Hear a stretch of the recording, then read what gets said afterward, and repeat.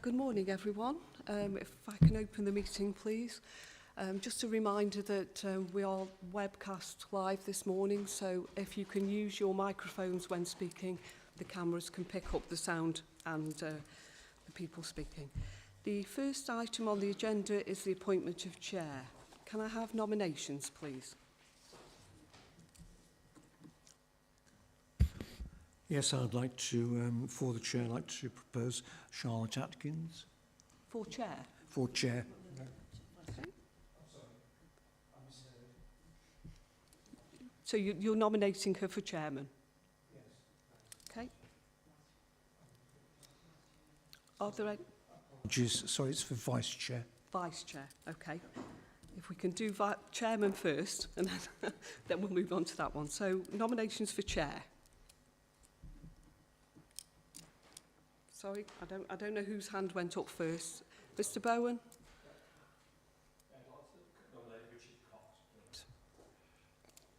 Thank you. Are there any other nominations for chairman? Yeah, I'd like to nominate myself, if possible, please. Thank you. Are there any further nominations? And Richard Cox. Okay, thank you. Okay, so there are two nominations. We've got Councillor Cox and Councillor Screen. So all those voting for Councillor Cox, can you raise your hands, please? 1, 2, 3, 4, 5, 6, 7, 8, 9, 10. And Councillor Screen. Thank you very much. Councillor Cox, you've been appointed as chair. If you'd like to take the chair.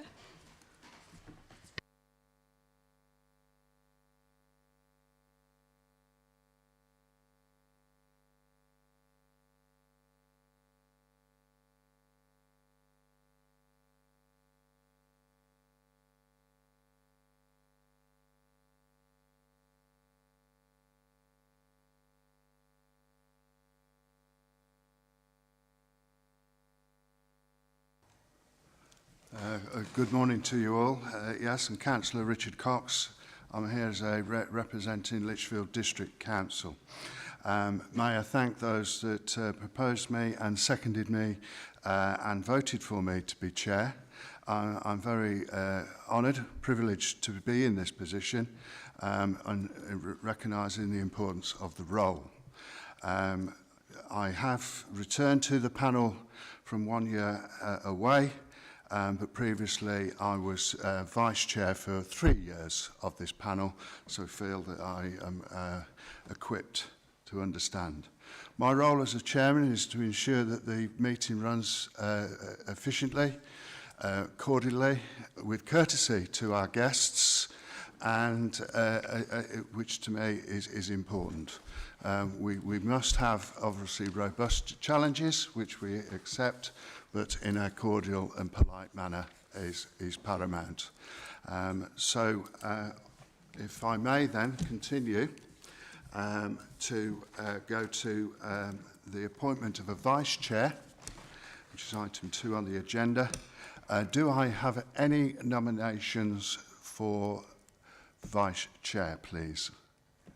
I'd like to nominate Charlotte Atkins. Thank you. And a seconder? Councillor David Williams. Thank you.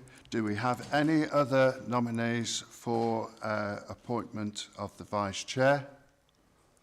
I'll put myself forward as vice chair.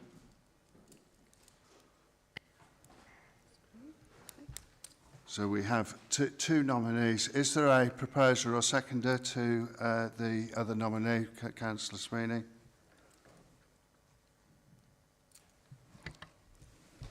Sorry, Chair. Under the terms of the panel, there's no need for a seconder. Thank you. I'll go straight to the vote on that case. Those all in favour of Charlotte Atkins?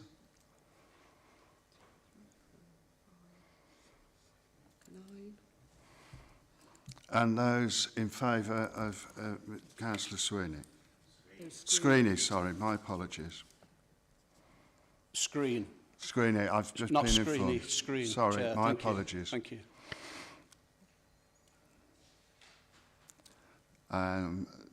So those requiring that vote, no.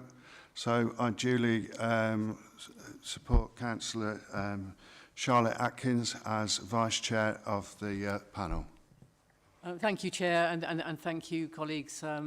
I know that Richard is very reliable, so I don't think my duties will be too onerous as Vice Chair, but thank you very much, and I look forward to working with Richard and with the panel. Thank you.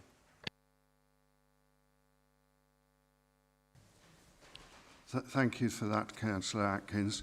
May I move on to item 3 of the agenda, apologies? I've received apologies from Councillors Lutheran and Councillor Heatham, who have sent her substitute, Councillor Sweeney. Thank you for that. And my apologies, that's where I was getting my name Sweeney from. My apologies. Item 4, declarations of interest. Okay, I'll take that as none at the moment, but I always like to say that if there is anything that does, through the course of the meeting, if anything does suddenly come to mind, please do not hesitate to make your declaration, because that is quite important.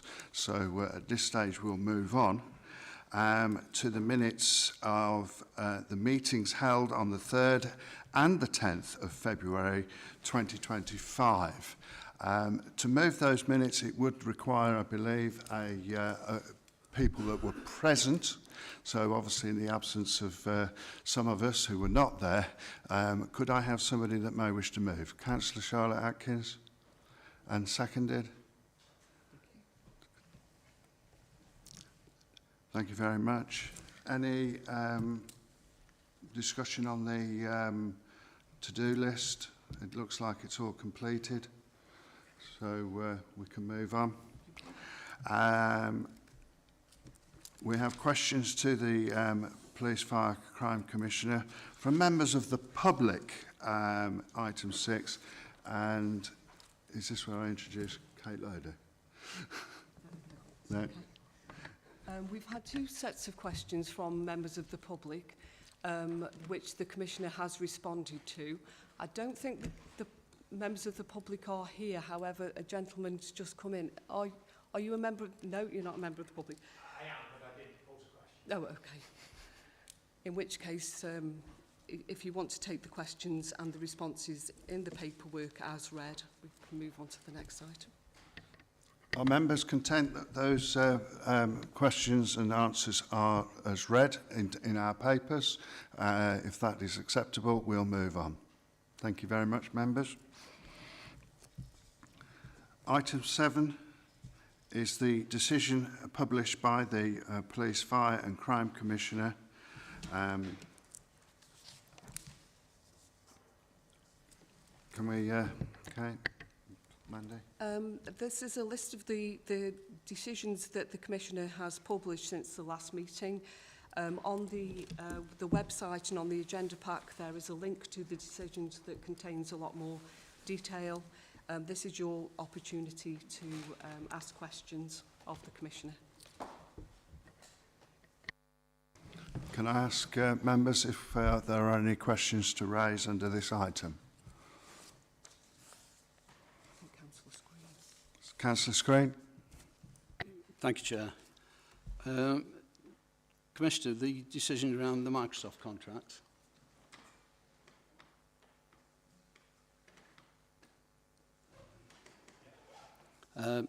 Just a couple of questions. How much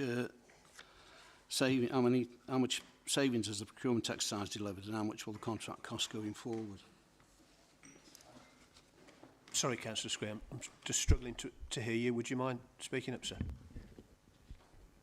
I'll point my mic right there. Yes, how much in savings has the procurement exercise delivered, and how much will the contract cost going forward?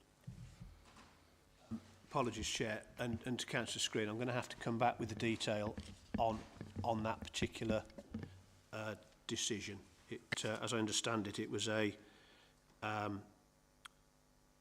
piece of work undertaken to ensure that we're getting good value for money on licences. Microsoft are a key partner to policing, provide most of the servers, emailing infrastructure for police forces across the country.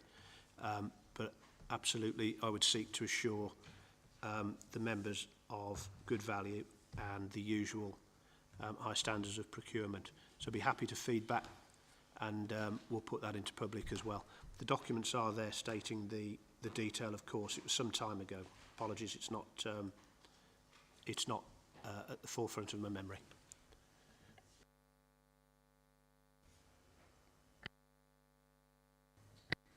Thank you for that, Commissioner.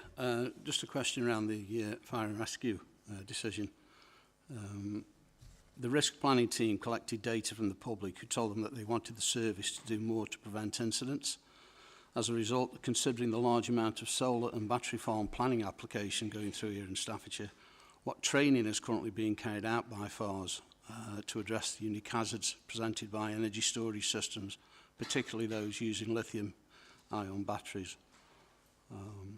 Also, what contributions are FARS required to make during the planning application process? And would FARS recommend that they add more of an input?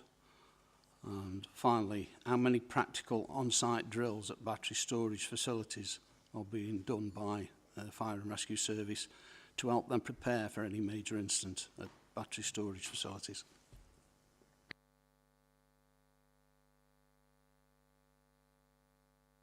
Thank you, Councillor Screen. Through you, Chair. Continual national interest in this and considerable local interest. Attended a number of public meetings myself. It's probably the biggest correspondence matter for me is around solar energy generation and battery electric storage at the moment related to fire. I'm quite keen, where possible, to offer assurance to members of the public that providing these sites are appropriately planned, that those making the proposals stick to all the legislative set out, the guidance and so on, and that the authorities are very comprehensive in making sure that they're adhered to, then that they are essentially as safe as any other infrastructure project. There is national legislation determining this. My view is that the Fire and Rescue Service, despite all that, I think it would benefit in terms of public confidence if they were involved in the consultation around every application. Providing they have access and egress, providing the spacing on the units is appropriate, the latest technology is employed, they have access to the materials they need to deal with any instance should they arise, then they are inherently safe. Of course, it's for the planning authorities in each of the district and borough councils at the moment to determine whether those rules have been adhered to. The national guidance from the National Fire Chiefs Council is that developers would reach out to Fire and Rescue Services and almost seek assurance that their proposals are fully compliant. I believe that happens in the majority of cases, but not all. And if any companies or public bodies are looking to invest in this way, I think they should take that opportunity to discuss it with the fire and rescue teams. Now, the issue at the moment is there are so many of these. My understanding is actually more applications than are needed to meet the needs of national net zero ambitions, that there is a risk that there's a sort of rush to market. There is potential for profits, and I would encourage that somehow fire and rescue, if they are closer to the consultation or involved in the consultation, are properly resourced to do so. It could take considerable hours of professional time to respond to every application. At the moment, that is not something that the service have got. The service are working as best they can within restricted means. So my ask would be include fire and rescue in the consultation, primarily in order to offer assurance and confidence to the public, but for government to fund that extra commitment. Meantime, it's something I'm going to continue to keep a very active interest on. I've mentioned it in my forward as an emerging concern of the public. I have wider concerns as well. these are typically being proposed for greenfield sites or even green belt.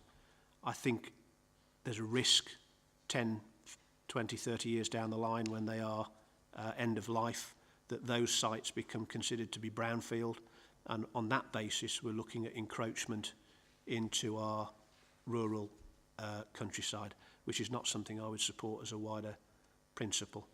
So it's something very much on my agenda. I'm staying close to the public on it.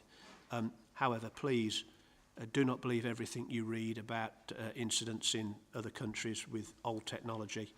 This is inherently safe technology, providing it is properly managed and properly approved.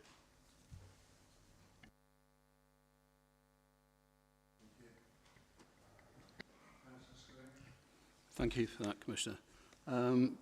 Just a couple more questions. The storm, decision on storm system. Obviously that's been looked at to be replaced. Are you aware of any system failures we've had in recent years, and have those failures put the public and officers at risk? I don't believe any of the decisions I've made relate specifically to storm. There's been a number of contact centre IT investment improvements. Storm is one of the systems that the police use for logging incidents. There are, as there would be with any large organisation that is very much reliant on IT, occasional issues. Anything from Wi-Fi not working in some offices, and I believe we had a outage on our contact centre which lasted some hours at some point in the last 12 months. I can't recall exactly when. There are contingencies in place when that happens. In this case, the West Midlands Contact Centre picked up and took all the emergency and non-emergency calls for us during that period. By the way, Staffordshire has also picked up on behalf of neighbours and does so if similar occurrences happen nearby. The IT, when I took over as Commissioner 4 years ago, was not in good shape in Staffordshire. Officers weren't properly equipped, in my opinion, particularly with the move to more remote working, the obligation on them to do that during COVID. It is now in a completely different place. There are very robust upgrade programs. Officers have good equipment in terms of laptops and phones.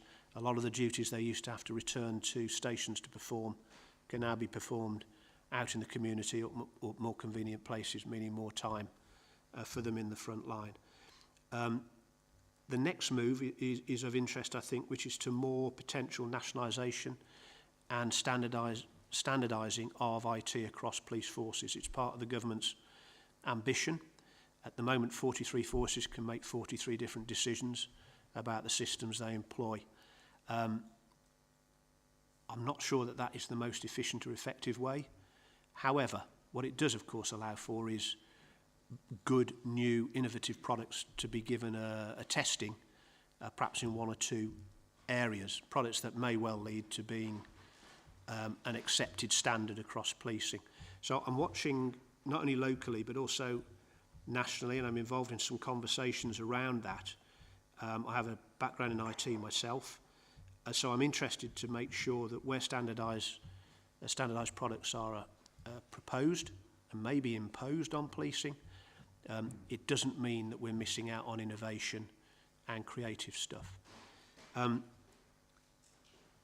also aware when I started as Commissioner, the service had not long adopted a new product called Niche, which is provided to, I think, the majority of forces. It's another means of recording and tasking of activities. That has brought considerable extra control, the ability to monitor and assess and performance manage individuals within the service, but also potentially more tasks, more administration. Getting the balance of that right has been tricky.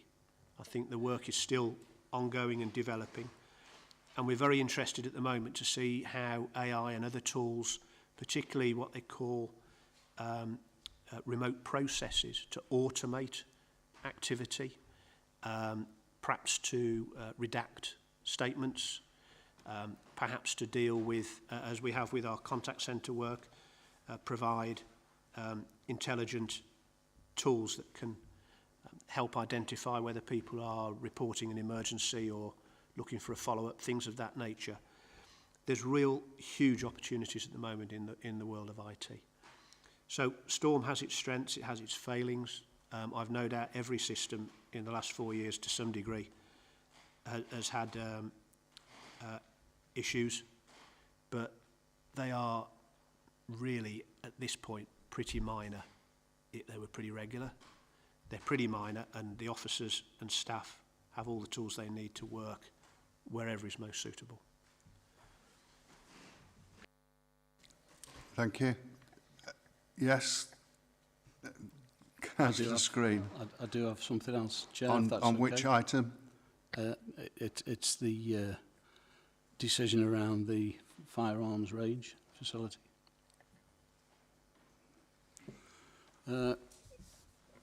Thank you, Chair. Commissioner, at the time when Staffordshire faces visible gaps in crime response, victim protection and local road safety, the proposed £20.6 million spend on a new firearms training facility demands urgent scrutiny and public debate.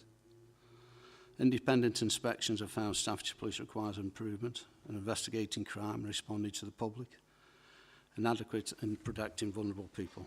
These failings undermine public confidence, leaving essential day-to-day policing functions stretched and unresolved. Road safety and harm prevention are under-resourced.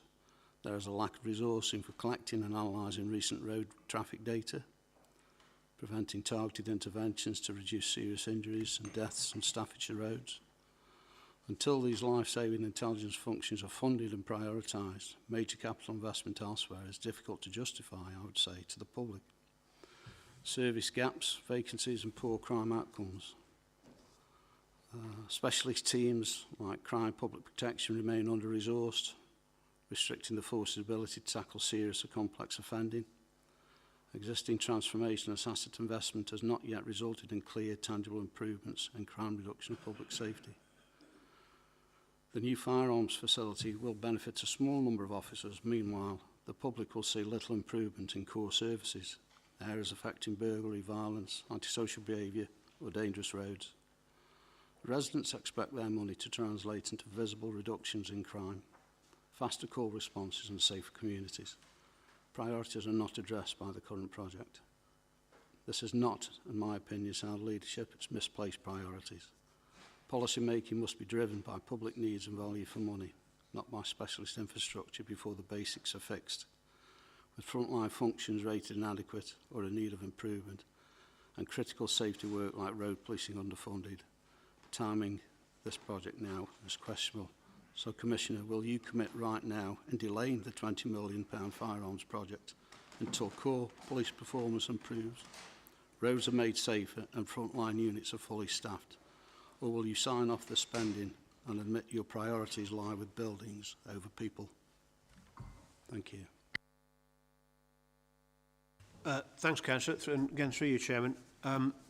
The project, as many of the panel members will know, has been under consideration for, I believe, over 5 years now. It was making some progress when I was first elected 4 years ago. I wasn't happy with the proposals then. I didn't think they considered all the possibilities, not least the potential for sharing the facility with neighbouring forces. So a complete review was undertaken. The panel members, I believe a number of you were involved in a special meeting where we went through the detail of the business case. It's a weighty document. That was some time ago. It has then progressed through various stages of planning approval and other formal processes. As it stands, this is not a decision pending. It's a decision that has been made, and this document actually refers to me giving final approval to the project commencing.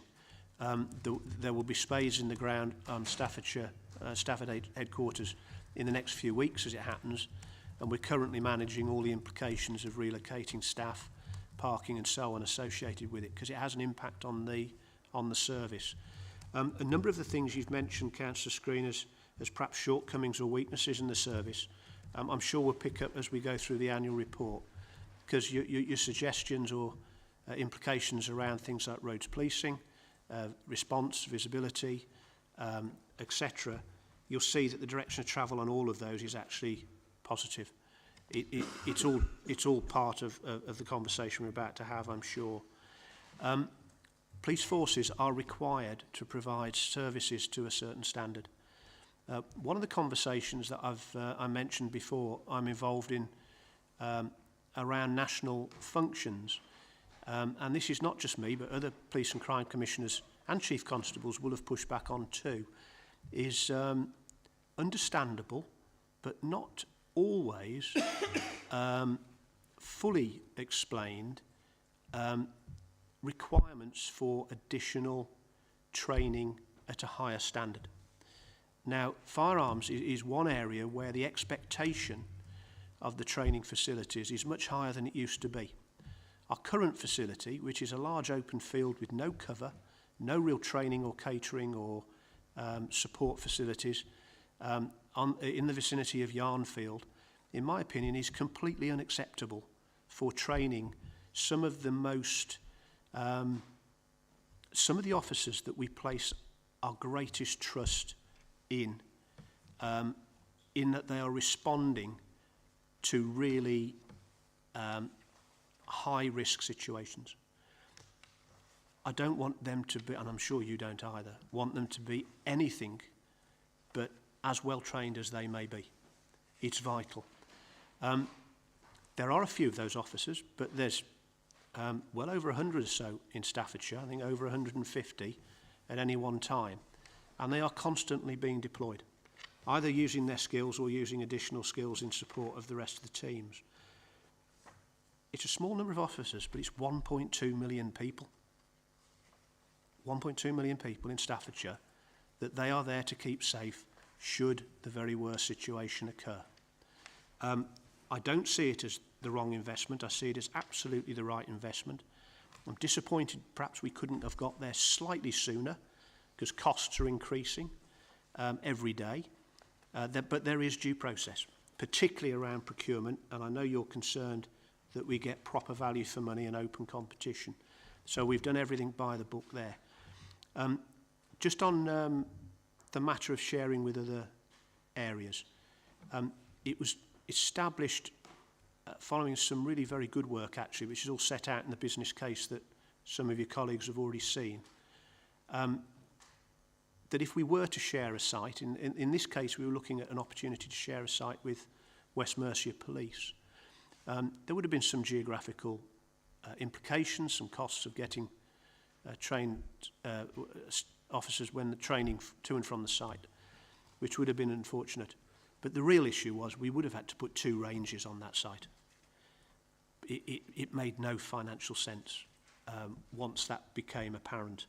The requirements to clean the ranges, clear the lead residue out, the need for wider ranges with more lanes is really fundamental. The nature of this type of work has changed from officers, I don't know, maybe we imagine them on the top of buildings or working in buildings, which they will still to do to some extent. But in the main, they're working off the back of armed response vehicles. The ability to take vehicles into those ranges and really involve themselves in the type of manoeuvres that they might be involved in real life situations is crucial. There's a heads up here. Most of the rest of the country's got to get where we've got. And they've got to get there in the next 10 years. If they don't, the inspectors will find them failing in their obligations to train officers properly. And there is risk if that is not the case. Most other forces are considering this at the moment, and I know the national piece of work will consider it as well. I'm afraid it's one of the areas where it is not understood at the moment by national government that without a capital investment directly into police and fire and rescue as it happens, there are obligations we have to meet that are not necessarily easily affordable, and there are compromises because there's a cost of borrowing the money. And the cost of borrowing the money means to some degree, we're not investing in the amount of officers I or the Chief Constable would like to. You and I will agree on that. But we're working within our resources and managing the risk. Chairman, just if I may, I have a similar challenge, which I'm in discussion with the force on at the moment, around custody. There is a requirement to upgrade and expand our custody facilities across Staffordshire as well. I think this will be another very high capital cost project, and I've no doubt that you and your panel will want to see that and be taken through the process in the same detail as you were on this one. And by the way, I appreciated your support through that, as I did the independent audit panel that were tracking every move with this project as well. It's quite right. Councillor Screen's quite right. Projects of this nature, they are expensive. They are balanced with other operational needs.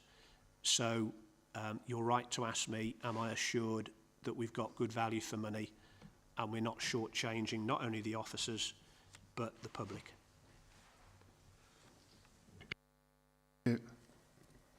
Councillor Screen. Thank you for that, Commissioner. I don't disagree with a lot of what you're saying. The previous Commissioner would not support the firearms facility. The previous Commissioner closed police station after police station. Councillor Screen, we're going over what's been discussed for quite a long time. I think the Commissioner had quite clearly indicated that he wasn't initially happy with plans and has reviewed it, and the panel has gone through this process. Can we, is a question about going forward, or are we here to discuss the past? The question is exactly going forward, because the public don't feel safe, things aren't being met as they should do, and resources are being channelled elsewhere, and we're failing year upon year to meet the expectations of the public. So I'm not having a personal go at anybody, I'm just pointing out the fact that this could have been done years ago, but it was just nothing but cuts, cuts, cuts. We're still short of resources in police officer numbers, and the public are not getting the service they deserve because of projects like this. Let's get the basics right is all I'm saying, and that's what's moving forward. Let resources be put in the right direction. Thank you, Chair. Thank you, Commissioner. Yeah. I'd like to move on. If we're happy with that report of the decisions, I'd like to move on to item 8 of the annual report 2024-25. My Commissioner, may you introduce the report?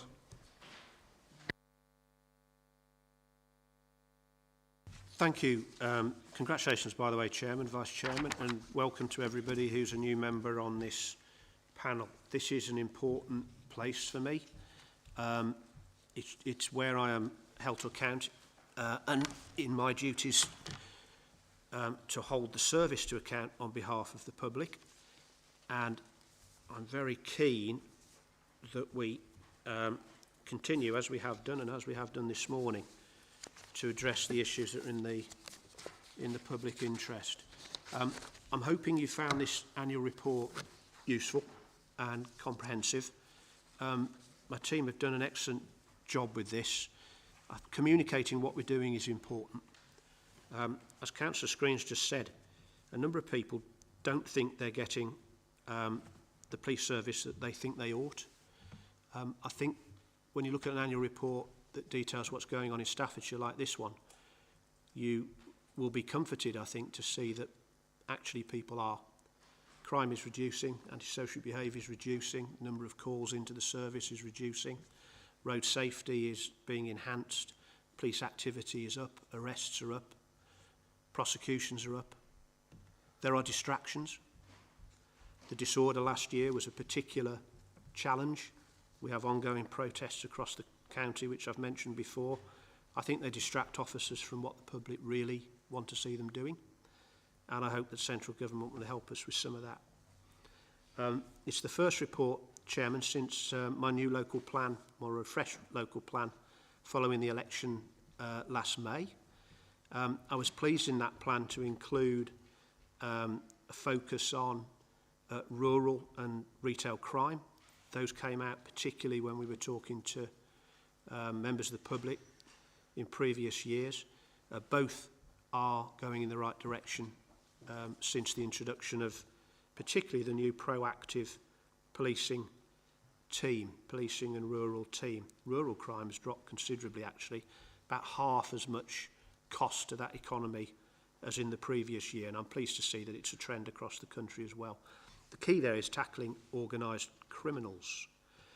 All that positivity is as a direct result of just outstanding work by police officers, staff, volunteers, firefighters across the two services, and I thank them for that. I thank my own team for supporting me and holding them to account, making sure all the money is spent very, very carefully, and in doing so, reducing our own call on that group budget. We've got some advantages, of course, working together with police and fire. We're sharing estates, we're sharing back office functions, and I'm keen to move forward with a bit more of that type of co-working. I think there are further savings to be made, and that would allow me to maintain, if not invest, in firefighter and police officer numbers. I'd also like to thank the councils, local partners in health, charities and everybody else who helps us locally as well. I support that financially. You see about £850,000 goes into the community safety partnerships. I think it will be of interest to this panel the potential impact of local government reorganisation, which may in Staffordshire see a move from district and borough councils, which largely hold these community safety duties, into unitaries across the county and the city of Stoke-on-Trent over the next 2 or 3 years. I want to preserve that local influence in terms of prevention and particularly tackling antisocial behaviour. So doing that in a period of some flux for the authorities might be a challenge for all of us. I think we can agree. We're facing some challenges still. The courts backlog is a particular concern. I have a local criminal justice board meeting this week where we meet with CPS, probation, the courts themselves and others. I'm going to be proposing that we now have to move into a different position and require Ministry of Justice to consider us a special case. We are in the top 2 or 3 areas in the country for backlogs in both Crown and Magistrates courts. Compared with pre-COVID, it's having an impact on victims. It means they aren't seeing justice done soon enough. Witnesses and victims are withdrawing support for prosecutions, and the teams that we all support and my team commissioned to look after victims are holding probably 3 times as many open cases as they should do. To my view now, it's now unacceptable and impacting on our performance in terms of criminal justice. There are some proposals, Leveson report in particular, talking about different ways of maybe even dropping jury trials in some cases. I'm not comfortable. I think if that wasn't necessary, we wouldn't even be going there. But it may be necessary on the basis that 2-3 year waits for serious court cases to be heard is not in anybody's interest. Nationally, finances are very difficult. This year, the council tax, I regret to say, and I was clear in my pitch and proposals to you, thank you for approving that council tax increase, by the way. Council tax is ever more being used to prop up core budgets. Ever less an opportunity for me to say, how can we invest in local priorities? And I do not believe that is what local council taxpayers expect. So again, a challenge to government, one being made across the country. Let's fund the police service and fire and rescue services properly. Let's not disadvantage us in chasing some ideological ambitions, which I'm afraid it did last time. And I've just signed into a letter to the Home Secretary asking her where on earth is the police pay settlement. Parliament has stepped down for the summer.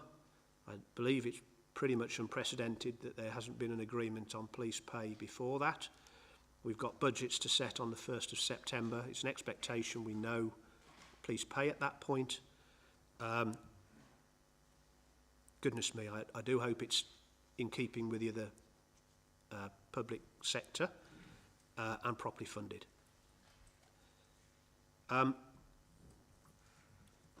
As you know, I don't run the police, I don't direct the police, I certainly don't get involved in individual operational matters.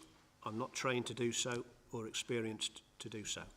However, I do look at everything they do in terms of its effectiveness and efficiency and value for money, and I really thank everybody that helps me to do that.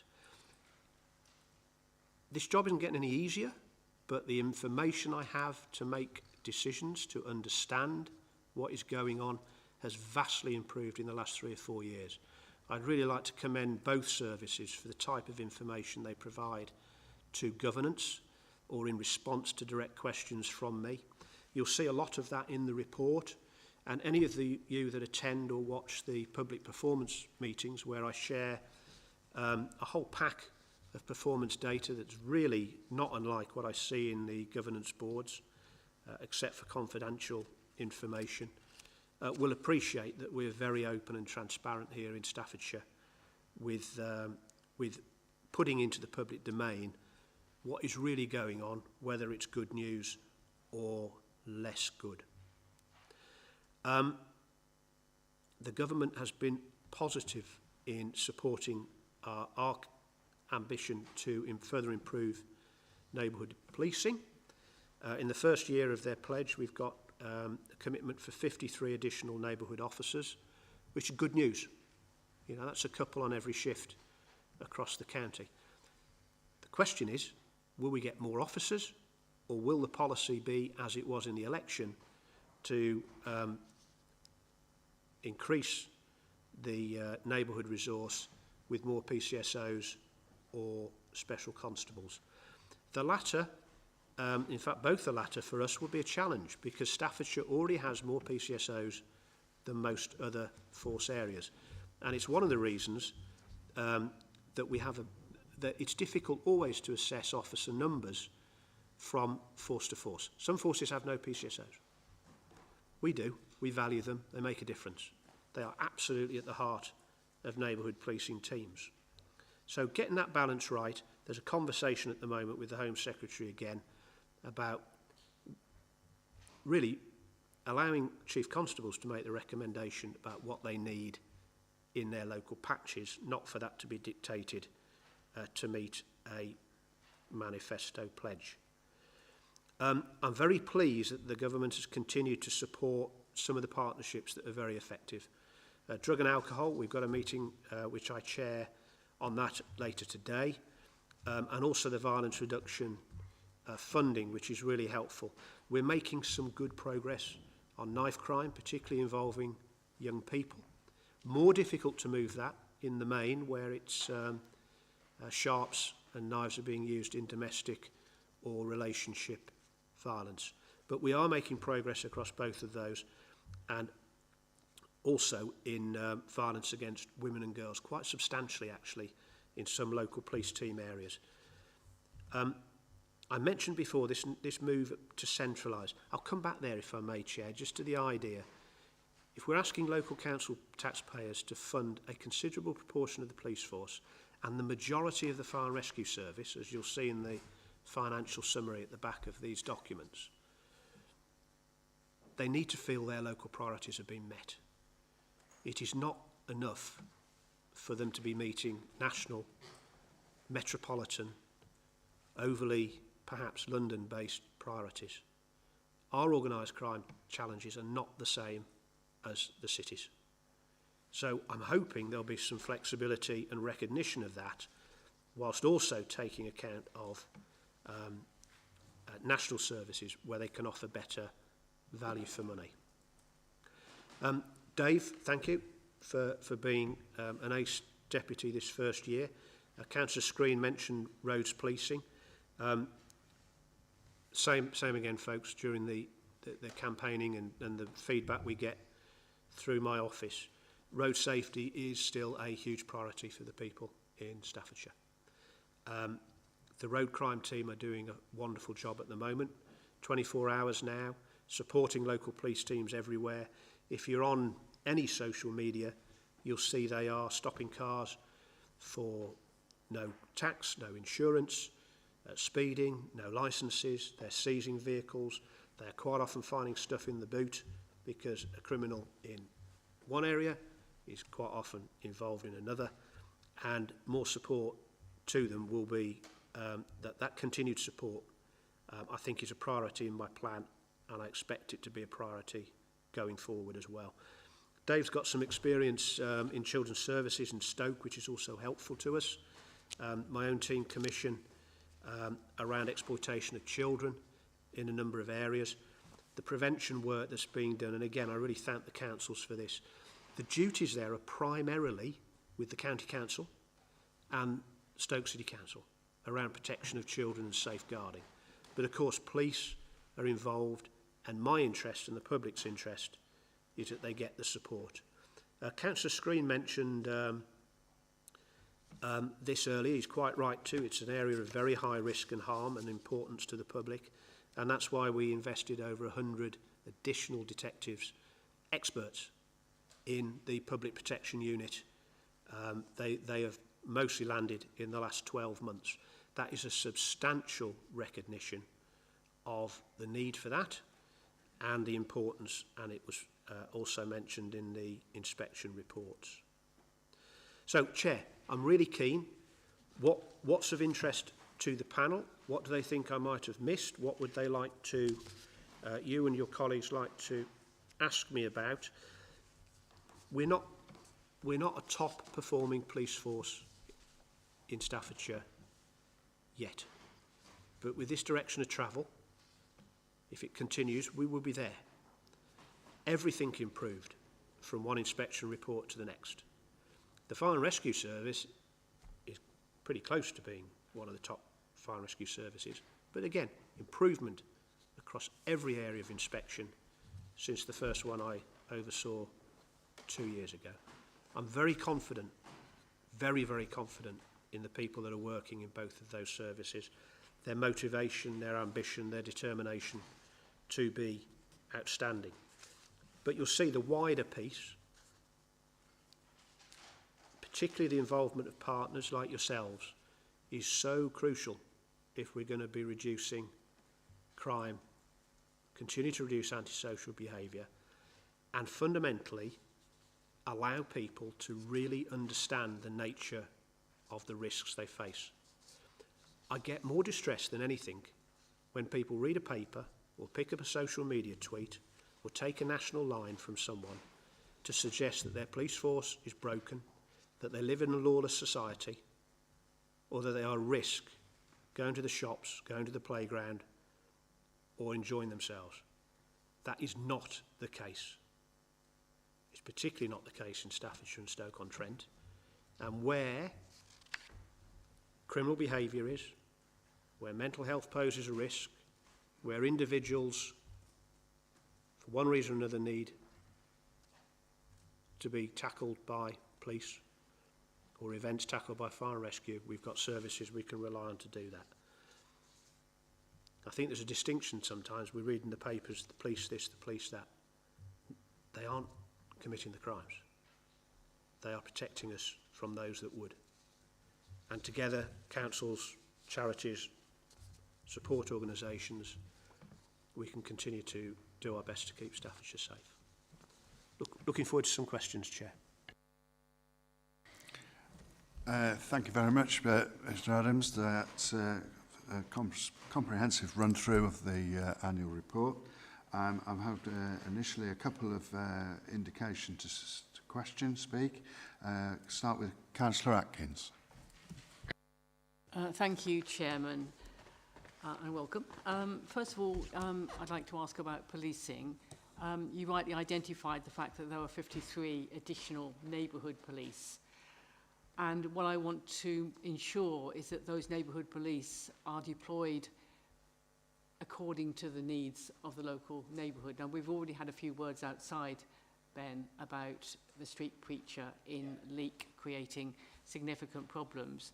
And obviously, in my community, we would like to see neighbourhood police officers, as well as our excellent PCSOs. We have some really good PCSOs in Leek, dealing with that issue, because not just because of irritation, but because it could escalate possibly into violence, because, you know, emotions are running high, put it that way. But also, I mean, that's one local issue, but what contingency plans have you got for the summer, given what's happening at Epping, given what happened in Tamworth and Stoke last summer? What arrangements are you making for any sort of public disorder that might occur? You know, hopefully your 100 more detectives in the public protection unit are perhaps focusing on these issues. But, you know, what difference have they made in terms of how the public see their streets and their communities being safer? That's on the police side. On the fire side, again, what arrangements are you making for wildfires given climate change? And given, okay, we have had some more rain recently, but it really hasn't impacted hugely on the ground. So the ground is incredibly dry, and therefore wildfires are a big issue. And what resources are being put towards wildfires, which can destroy biodiversity, to destroy so many things. But the other thing that I'm concerned about in the fire service is that the inspections demonstrate that there appears to be a bit of a culture problem within the fire service, in that staff need to be able to identify vulnerabilities. Well, I'm hoping they could do that. That there has to be more effective quality assurance. They have to understand the benefits of equality for diversity and positive action.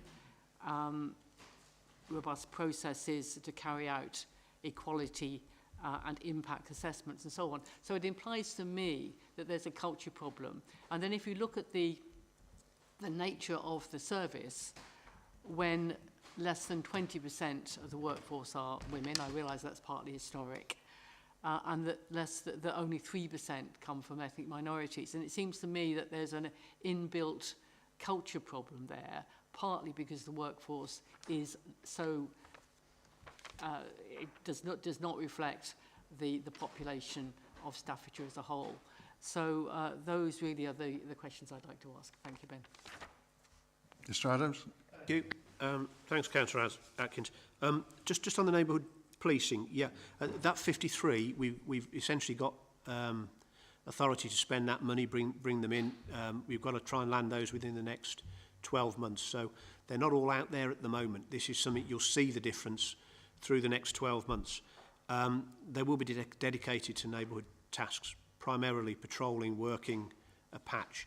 At the moment, the organisation's already stepped into a new mode of recording what it's doing, not so much around the neighbourhood policing guarantee, but around the next level of what we're calling hotspot policing. We've now got more hotspots. I'm pleased the government supported that approach from the previous government, because it works quite well. More hotspots, monitoring activity, recording not just enforcement, but also engagement, reassuring people that everybody is given an opportunity to communicate. I'm really quite comfortable with that. More officers in those spaces is really important. Some towns, I'm thinking particularly Newcastle, really seeing positive improvements over the last 2 or 3 years as a result of a focus on neighbourhood policing, where the community wanted to see the officers. I think we'll be able to substantiate that, or the service will, in the next 6 to 12 months as those extra numbers come through. The disorder's different. Disorder very much calls on response and officers from every strand of the organisation. The public protection unit I mentioned, that is primarily vulnerable people, children, abuse, areas where investigators are needed. They are unlikely to find themselves protecting the public or one set of protesters from another at a site of disorder. As you know, last year at the disorder in Tamworth in particular, the violence was considerable. It was some of the worst in the country. We had young recruits, some only a few weeks in, being petrol bombed. It was really, really outrageous. And I'm just to reassure people, there has been a considerable effort in the last 12 months to identify people involved, whether, for whatever reason that they were there. There have been something in the order of, I believe, 100 charges, active sentencing, 60 people already sentenced. If anybody thinks that is the way to make a point and stepping into violence is acceptable, then please think again, because it will be dealt with. Concerning ourselves about the disorder going forward is a matter for regular conversation. Tamworth and Stoke-on-Trent have had investment from local government department to understand, manage and improve community cohesion. It seems like that work is extremely positive. At the moment, I'm considering actually trying to understand the thoughts of the other areas like ours that were affected last year, particularly reaching out to the commissioners to ask, I think there's a key question here. Do they feel that what local issues might have underlaid the disorder as opposed to national issues? I think there's a risk at the moment that if we're to address this, we need to address the core problem. And I'm interested in the views of my colleagues in the other areas affected last year as part of informing the national conversation around this. One thing I know, and I mentioned it around protests earlier as well, if officers are protecting people's rights to free speech, but protecting them from protesters with another view, or protect themselves, they are not in our neighbourhoods, dealing with our roads, looking after our children. They cannot be in two places at once. And there are cost implications as well, overtime, well-being, etc. So I do hope for everybody's sake that people make their concerns known in a peaceful manner. On fire, yeah, wildfires, particularly in the spring, that was a genuine concern. All over the country, actually, they were at really accelerated rates. I know in Wales in particular, there was a serious problem. And we were watching it with the moorlands, of course, and we had a problem here in the hot spell a couple of years ago as well. The service have now all got new equipment. It's much more lightweight equipment. It allows them to sort of run across large areas without having to carry unnecessarily heavy gear. It's been proven to be effective. There's improved, ever improving actually, offers from farmers and others where they can help out with bowsers, water sources, etc.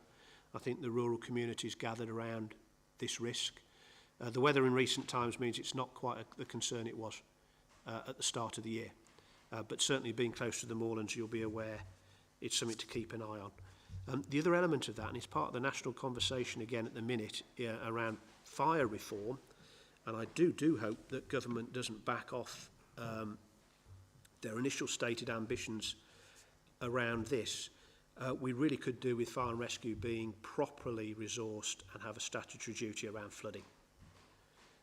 That is, in a way, the bigger risk, and there's a real confusion in the public. What's with the county, what is with the city, what is with the the Fire and Rescue Service. The Fire and Rescue Service will help whenever they can.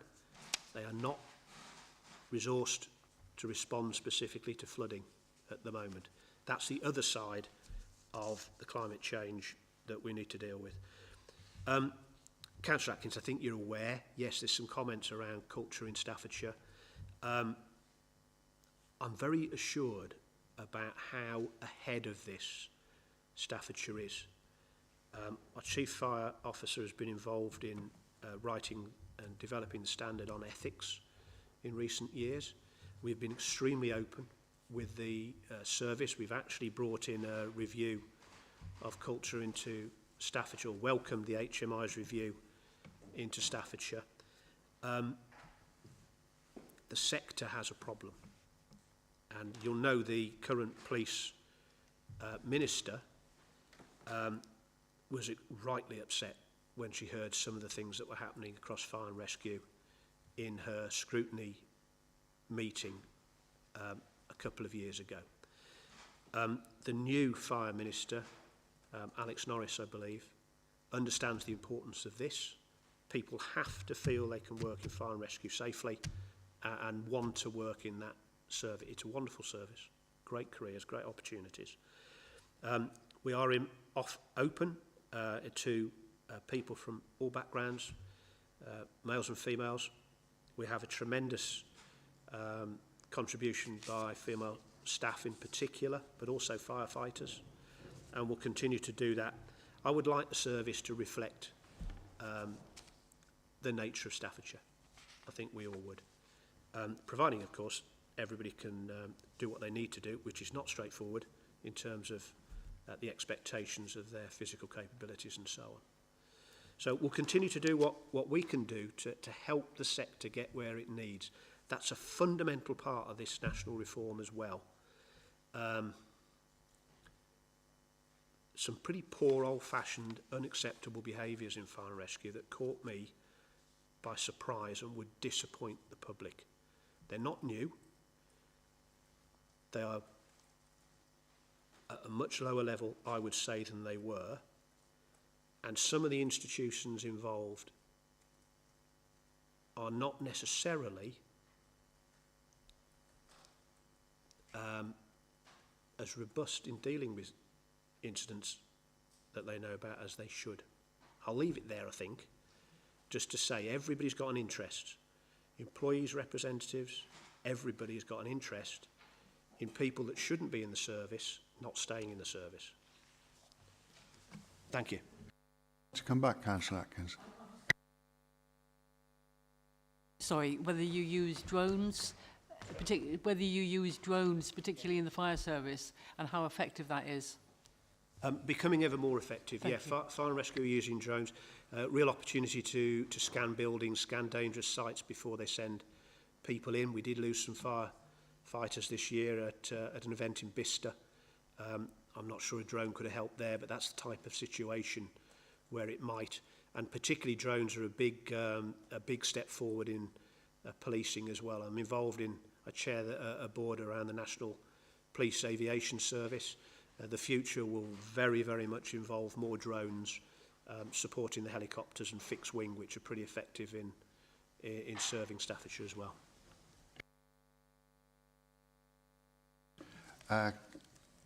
Mr. Elliott. Thank you, Chair. Hello, I'm a new member. I'm a co-optee. I'm sort of hopefully representing the public. So thanks for accepting me onto the committee. I've got a couple of questions based on the report that you might be able to help with. Very comprehensive. But what I'd sort of, with my member of the public hat on, what I couldn't get from the report was these were the priorities that the public set. Yep. This is what I did in response to those priorities. This is the result of that action. This is what I've learned, and this is what I'm going to do next. So, you know, I didn't understand, particularly on the key achievements. There's lots of stuff there that it looks very positive. But particularly for your office, I think people will be concerned that you'll be directing for the priorities of the people of Staffordshire. So what were they? What did you do? How did we perform, and what comes next? Is that okay? Sorry, Mr. Elliott, wasn't it? Yeah. Yeah, welcome. Yeah, they're very much, as I understand them, and as I pull them together based on consultation, input from stakeholders and others, that is what informs the local police and crime and the local fire and rescue plans, which come to this panel for comment and endorsement. I'm sort of disappointed that you said that, because I think this annual report probably goes closer to mirroring the format of the plan than any of the ones I've been able to present before. It's structured in the same way. Very much the layout is saying what we said we would do and the progress made under each heading. If you look at the plan documents, I appreciate you might not have seen those, they're 12 months old, but these challenges we've set ourselves are very much what I've tried to answer in each section of the annual report. It's not all positive. There is definitely room for improvement. The one area that is absolutely a priority for me and remains in the plan as one is around contact. We're doing okay now on 999. We weren't a few years ago. We're still not doing as well as I think we should be on 101. And if you get an opportunity, Mr. Elliott, to be in any public meetings or whatever, it won't take long before somebody says, can you trust the crime reported numbers, because we couldn't get through on the phone, or we waited half an hour, or nobody got back to us. That is happening every day less than it did before, but it's still happening too often for my liking. And that's where the investment in the contact centre, using technology more carefully. We've got a facility now where people can track their own cases online, so they don't have to phone up and ask. They can almost log in and make a choice to manage their own updates. That's having a big impact, because it means more of the contact staff, who are brilliant people, by the way. That's a pretty stressful job. Chair, I am hoping, incidentally, to have another induction opportunity, this time at police headquarters. Really helpful to have the one at fire and rescue. Colleagues, if we get an opportunity to see the contact centre, I think that would be a very useful part of the visit. What I want is the humans talking to the humans as much as possible when they're in distress. So that, road safety, particularly last year rural crime, which was on the increase, continuing concern about shoplifting. Now, shoplifting is still higher in Staffordshire than it was a couple of years ago, but nothing like the rest of the country, thank goodness, and going in the right direction, but a real problem. Lots of individuals with related issues, drug habits to feed, etc. I'm afraid proving very difficult to tackle there, but the service is doing a decent job. And then also traditional neighbourhood crime, which you can see is going in the right direction. And actually, I really welcome the conversation around vulnerability, children, etc. My conversations with the public on a doorstep are more often speeding outside my house, that individual flouting the law, that antisocial behaviour in a public space. It is not the few hundred children at risk, online abuse, domestic violence. It is not where that high harm and risk is. So balancing what the public absolutely is saying they want to see dealt with where they are at greatest risk is quite a challenge actually for the organisation and myself in presenting some of this. I take on board what you've said, and I'll try and do better again next year. Don't be disappointed. It might have been me, but I think that I missed the golden thread, and I know this is a performance report through a particular lens for this period, but I couldn't pick up this is what the public said. So you mentioned road safety is a big issue, so I would have found it useful, the key achievement graphic, might have been really good if that was through the lens of what the public priorities were. Yes. And I certainly get your point. There's lots of other things that wouldn't be obvious priorities that definitely need dealing with. And public need assurance around that. But just through the lens of, I've consulted you at the start. This is what you said were priorities. This is how we're performing, and particularly how we're performing against other forces. And you've mentioned that the fire service is getting there, but what does outstanding mean? Is outstanding, I want to be the top 10% of forces, whatever that means as well. I mean, that can be quite complicated, I can imagine. But it was just that kind of one graphic, because there was tons of stuff in the report. But again, I probably, after page, this is me, after page 8, I would have thought, God, there's a lot in there. I'm not picking, I can't see for the wood for the trees almost in terms of... Yeah, Chairman, if I These are may. the priorities. How did you perform? Some commissioners not far away have got plans like this with hundreds of aims and ambitions. So be careful what you wish for. I'm very keen to demonstrate openness and thoroughness. At the same time, my plan is reasonably succinct, I think, and to the point. What you won't get from me is headlines around policing. Every single one of these things matters fundamentally to someone. And in many cases, large chunks of the community that aren't necessarily represented in what we read or see in the media. You're not going to get from me a headline which I have to move every 6 months with what is flavour of the month.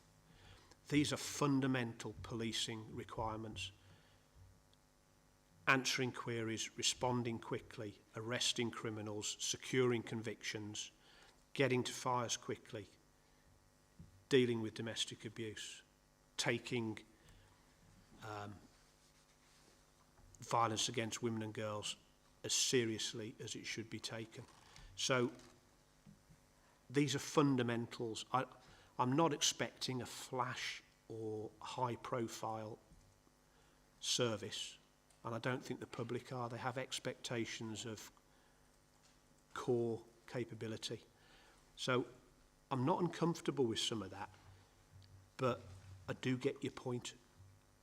I would like, I think, to get better at here are what you've said really matters, and here's evidence that we're focused on it. Insofar as we can be, because quite often, and you'll see through the report here, these things are not just within the power of police or fire and rescue to deal with. It's that partnership effort, and in fact, everybody's involved with some of this. But I take your point. Thank you, Commissioner. I've now got 2 more speakers. I've got Councillor Dean. Thank you.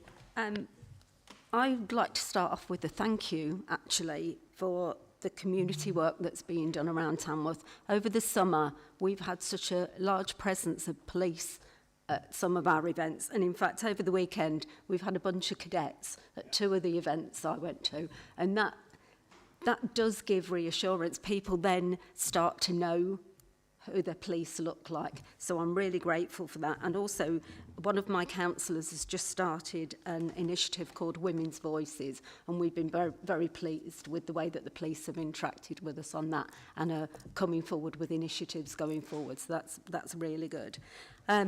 You may guess that one of the biggest things for me is that we're coming up to the anniversary of August the 4th, and the fact that there is stuff all over Facebook again. And I think, you know, somebody mentioned about free speech, but there's a difference between free speech and incitement, and it's that line. So once again, it's that thing for me about communications. We've spoken to you know, our inspector this weekend. We know that the police are all over it. They're looking at everything at the moment. But it is that thing about people understanding what is a crime. And the quick reaction last year did centre people's thoughts on the fact that they shouldn't have been where they were and they shouldn't have been throwing those petrol bombs and sticks and being in police's faces. But it is this thing about how we get the message out. The other thing that you mentioned about touched a nerve as well, because in some of these conversations, everybody talks about the national issues. And I know some of the stuff that is on Facebook is all about the national issues. But Tamworth has its own problems about why this has arisen. And those historic things, you could go back to the Birmingham overspill, the fact that the place was overrun with people, you know, in the 60s and 70s, and nobody ever recovered from that.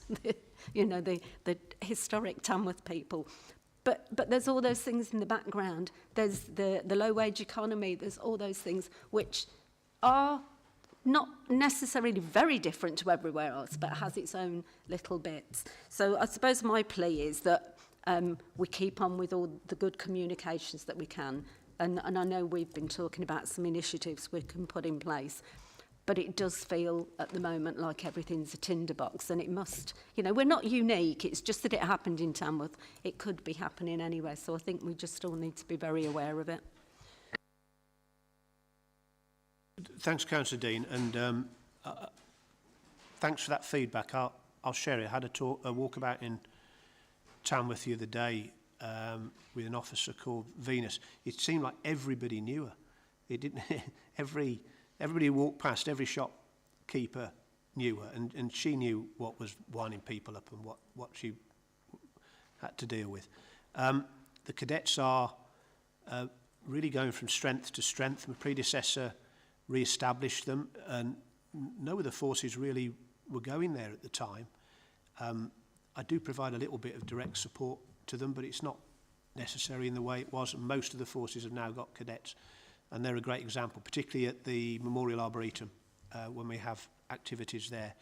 And I'm pleased to hear about the visibility. Public spaces, public events are really key. They're a key community concern. They want to see officers when things are busy. Interestingly, there are also people who will see officers in their community, perhaps for the first time in a while, and they'll say, "Oh, what's going on?" It goes both ways, but I think public spaces is something we want to continue to support. Your team in your CSP and more widely around the disorder, the engagement's been really good.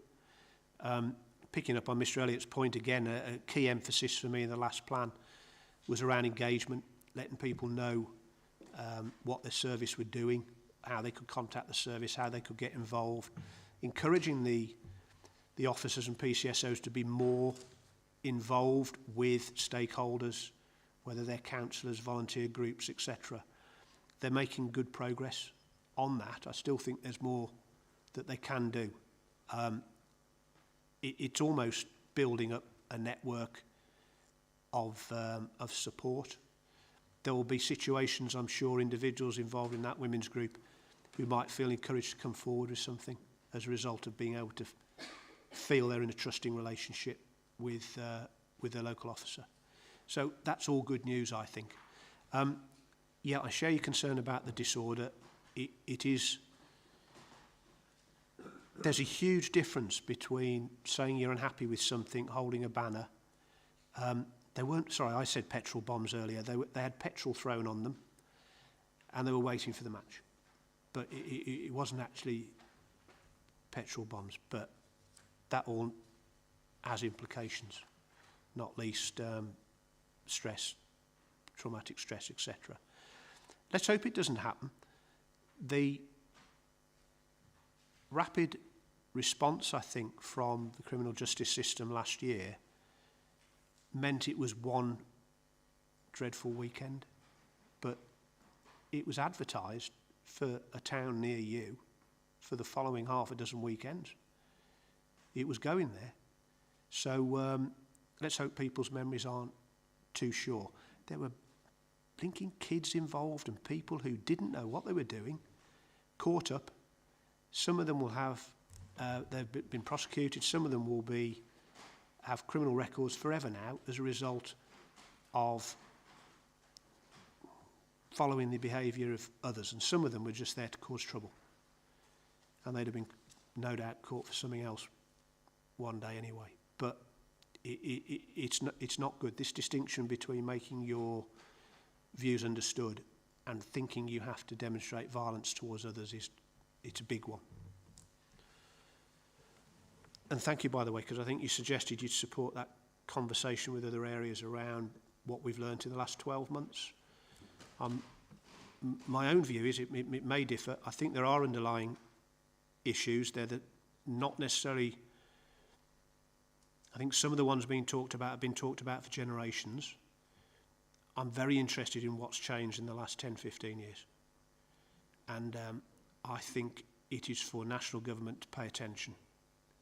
I'm not sure we can solve this as local councillors, commissioners and services. It's a bit beyond us. Thank you, Mr Adams, and I think it's important to recognise what Councillor Dean has said. There is work that's been done and is good, but it is obviously, with the forthcoming date coming forward, it is reassuring our residents as well that things will be dealt with, so I think it's appropriate. Councillor Khan. Thank you very much, Chair. Thanks again, Mr Commissioner, for presenting this annual report overall, even though you've done a fantastic job. But I've got a few concerns or questions around the reduction on antisocial behaviour and other community crimes. What I'm interested to find out is the actual number of cases being reported. So I could have compared that from 23 to 24 and 24 25, or moving forward. It would be nice to see. My perception is that a lot of people that I come across as the portfolio holder and within my ward, that people don't report things. Their perception or understanding is that the police isn't doing anything, so they're not reporting. So this decrease in any of the categories, is it due to less reporting of the cases, or is it generally falling? And the other thing I find out is that the communication from the police whenever the cases are reported of whatever the nature might be, the communication with the victim isn't very clear or on a regular basis. So that is another area that they are dissatisfied with. So if you can include something like that in the next report next year to give us a clear picture, numbers will help. That we've had, for argument's sake, a couple of 200 numbers were reported of antisocial behaviour or a domestic violence last year. This year round is 150. So we can see there's a clear drop. But just quoting the reduction figures doesn't give me a lot, because when I go out there on the ground, I get a different picture. So it would help if you could look into that for me. Thank you. Perhaps I can offer you some assurance. That's the sort of thing that I spend all day, every day doing. And some of the information with that detail in it is absolutely part of the pack that I share at the public performance meeting that I hold with the Chief Constable. You're very welcome to come or watch it. And I believe now the packs are being distributed through Mandy to make sure that you as panel members have got all that information to hand. ASB has been really interesting. It was a little high in Staffordshire a few years ago. It's not now. It's reduced quite considerably. I was a bit nervous about sort of too much of a hoo-ha about it, because some of the crime recording changed. Quite a bit of ASB went to being considered as harassment and picked up in a different way. Quite rightly, actually, because it was dealt with by a different type of approach. So I think that was about 12% of the reduction. The rest's genuine. It's a genuine reduction in antisocial behaviour, and particularly by young people. Ever more often, young people are not the concern for antisocial behaviour. It tends to frustratingly be people who should know better, between the age of 30 and 45, falling out over neighbourhood matters, parking disputes, that sort of thing, which is it's a pain in the neck because it occupies time and people should know better. it's the sort of stuff we're working together with you on in our community safety partnerships. Your team at Stoke are really effective working alongside the police, dealing with antisocial behaviour in social housing situations and using the powers you've got to so that people aren't upsetting neighbours and fellow residents. It's really important that we continue to do that. But those numbers are there. I'll make sure you get a copy of the latest pack, and I will continue to keep sharing them. It's not normal that there are other areas, other panels that don't have access to the detail, but my own view is, you know, what's the problem? Reporting for the first time since COVID has reduced in the last 12 months.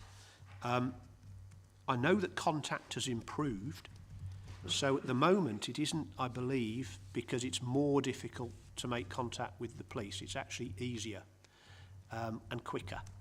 But that is why I'm not going to let go of that priority around contact, because it's not acceptable to hear, I didn't report it because. If you didn't report it because, you might be part of the problem, because that every piece of intelligence is useful to the police. One piece might be the opportunity for them to actually identify and deal with an offender. So please, please, please encourage every resident you speak to report. We've got some campaigns, we're running them. You as a CSP can access them free of charge around reporting, how they can get in touch with the council, how they can get in touch with the police, how they can raise an antisocial behaviour, a case review, what you used to call a community trigger. There's some really quite attractive material. If you've got colleagues, you want to push that through doors, get it into areas of hotspots, then my team have prepared that and it's available to you. I want people to report. I don't mind if the numbers go up. And when we're looking at areas like domestic violence in particular, I'd get worried if those numbers weren't going up. Because more and more often, women, girls and vulnerable people are feeling confident to report. In the past, they didn't. Low numbers were not an indication it wasn't happening. It was an indication they were scared to death or they didn't feel it was going to be dealt with. So in some cases, it's very positive to have increases in reporting. And I want as much as possible, make it as easy as possible. Thank you. Thank you. I don't think I've got any indicated speakers. Is it Councillor Green? Thank you, Chair. Commissioner, you mentioned about road safety, and credit to the road crime team for what they do, proactive work. But road safety isn't just about that. It's about the number of deaths that are rising in Staffordshire, the serious injury which are on the rise in Staffordshire. And when we're talking about resourcing, this is an area which I think you may be able to help better with, in providing more resources to the police to help them obtain better figures, because at this moment with the Staffordshire Safer Road Partnership team, the police are providing information and data from 2023, and that can't be acceptable. So if we could look at that, if you'd be kind enough to sort of really consider that and helping that partnership, which you were a part of, to achieve that data, that would be fantastic. I think go a great way to helping to prevent serious injury and road deaths. Sorry, just to, I'll let you answer that one. Thank you. Chair, I'll just comment, and perhaps I could ask Dave to come in as well. Dave leads on the road safety work for me. He's all over the county dealing with local issues. The number of people killed and seriously injured is a real concern for me. Despite efforts in the last few years, it increased last year on the year before. Fingers crossed, and I mean this is genuine, because families, individuals affected by this, it's an absolute horror show. There's more resources gone into roads policing, considerably more than prior to me arriving. That's a recognition, an appropriate one, I think, of the importance in the local plan. Chief Constables have to pay due regard to the plan, but it is not a direction to them. I'm pleased the service recognises how important it is. And that dedicated team, 24/7, is really important. Speed, as you know, I think you observed one of the SSRPs alongside your highways colleague the other day. Speed is a concern, but there's all sorts of other factors underpinning road safety, some of which come back to the city and the county council in terms of engineering, and the partnership looks at how effectively resources for engineering are being put into making roads safer, junctions safer as well. So it's a combined effort. But Dave, do you want to pick up on that? Because you live it, don't you? Thank you, and thank you very much, Councillor Screen. I think there's a few things there. As you're aware, the partnership has now got its Insight and Intelligence Officer, which is recruited through the City Council in Stoke as their contribution to the partnership. That's a very dry thing to say, but actually it's quite an important role to understand the data that we've got coming through. I think it's fair to say the police have put a lot of resource into improving the quality of the data coming through, and they have caught up a lot. There is still further work to do, and you're absolutely right to highlight it. But I think that's important. I think it's also important we look at sort of triangulating other data information as well. So whether that is, so I was at a parish council in Alliston recently. One of the challenges was that the police understandably said we've not had any issues of speeding on this particular stretch of road, but the county council had to rebuild the bridge 3 times in the last 12 months. The police hadn't been called at any of those incidents, but the fact that the bridge had been struck by a vehicle suggests there's a problem with the road, doesn't it? So I think it's quite clear that we should look at different data sources and how we, as a partnership, actually work better, both from the county council, the city council, the police and the fire service as well. You'll notice in the annual report it's a priority for both Staffordshire Police and Staffordshire Fire and Rescue for very different reasons, but absolutely important to stress it's both partners in there as well. It is a priority. It's in the policing plan, rightly so. It's a priority for communities, and the amount of contact I have with county councillors, parish councillors from across Staffordshire, from one end to the other, would tell you that. And I know, as you know, I am a councillor myself in Stoke, so I see it firsthand in my own email inbox around issues around road safety. So it's something we do take really, really seriously. It is something that we're pushing on, working through. I think there is a comment out there as well generally about the community, sort of putting that back on the community a little bit, because it is ultimately our friends and our neighbours that are speeding. It's not people that we don't know quite often, it's people that often live within 2 or 3 miles of the location. I know a lot of communities, and it's a bit of a plug this is really, a lot of communities are taking some action by joining Community Speed Watch across the county. We've got over 73 different groups now across the county from one end to the other. It's volunteers giving their time, but ultimately it makes a massive difference to local areas. There's nothing, I think, more embarrassing than being caught speeding by someone that you know in the pub later, who then gives you the verbal. So I think that's really, really important as well as just the pure data. But you're absolutely right to highlight the data. Resources going in to improve that. Yeah, thank you, Chair. Mr. Adams? Yeah, Chair, just to come back a bit on and endorse Dave, the other thing you'll have noticed, Councillor Screen, if you look back at the minutes on SSRP in particular, that's the Staffordshire Safer Roads Partnership. So since I moved to co-chair that 4 years ago, we've now got new fixed cameras in the county. We've got more safety vans. The old ones have been replaced. There's 4 new ones out there. They've got digital cameras, which means they can record in low light situations. A lot of community concern about rat running, dusk and dawn, country lanes, people avoiding prosecution in low light. That is unlikely to be the case going forward. We introduced an app which allows for a much more rapid assessment of issues at specific junctions.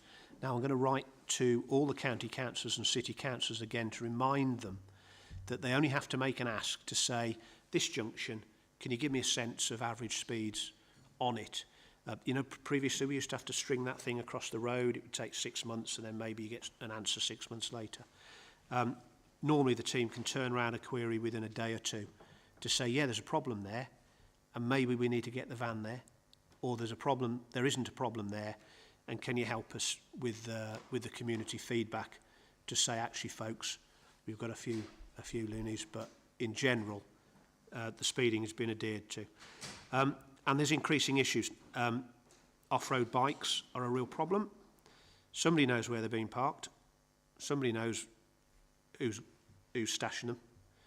E-bikes, illegal e-bikes, souped-up e-scooters, all causing another challenge for communities.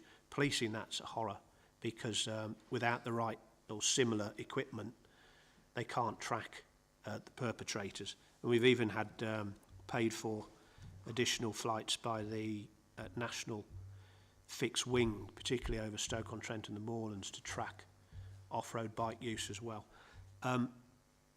People end up dead as a result of that stuff, kids quite often. So it's really important. We're not going to ease off this. Actually, interesting to note, and I think we discussed it at the last partnership meeting, a number of forces have stepped back from that approach. They are looking to enforce and maintain that piece of work within the police, and the partnership, the engineering, the potential for the wider education of school kids. We've got somebody who works with both authorities around that, is left to the councils. I think there's real value in this partnership approach. So I want to try and hold that regardless of where we go in the future with local government reorganisation or devolution, because I think it's important. Okay, thank you. I think if we've done the annual report there, I think that you could spend hours dissecting it, I'm sure. But I do think we need to move on. So if we're happy to accept the report before us, I'll move on to item 9, and that's the HMICFRS inspection update. Commissioner?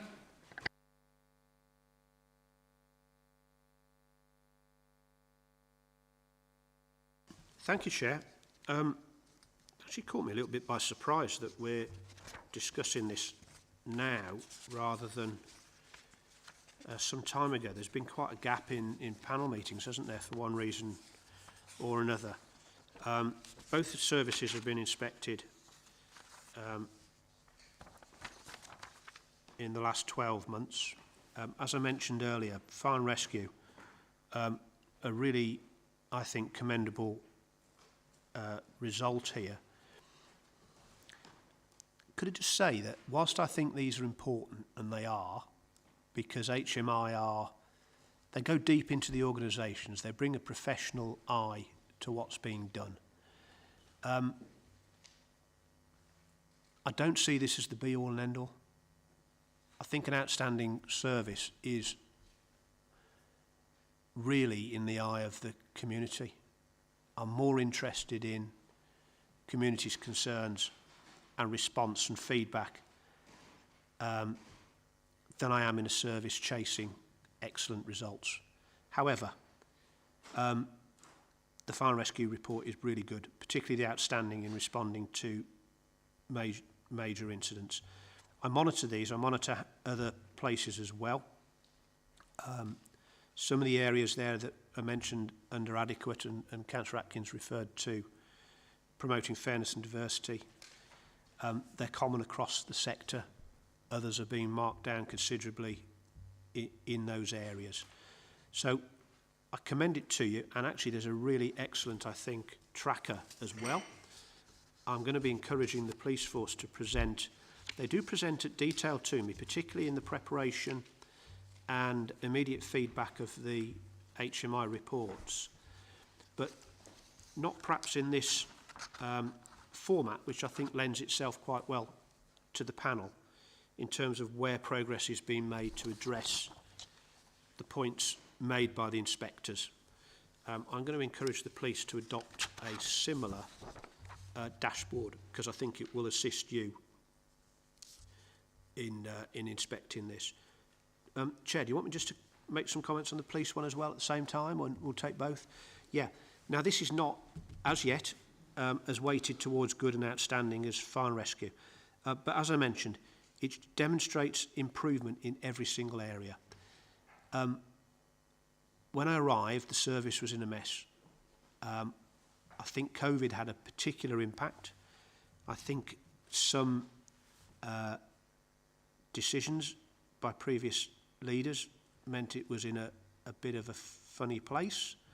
I don't quite understand why. It wasn't the only force, but it was one of a few that I think rightly went into engage, which is a process whereby HMI take a greater interest, and Home Office and others, in the service rapidly getting back to a acceptable level. I think the report demonstrates that they made massive progress on that in the 2 years. I could see that every day in my conversations and reports from the service. There's still room to improve here. The ambition is to be an outstanding police force. We've got leaders and officers that have served in those forces before, and they know what it takes. The morale's different, the attitude's different, the engagement's different.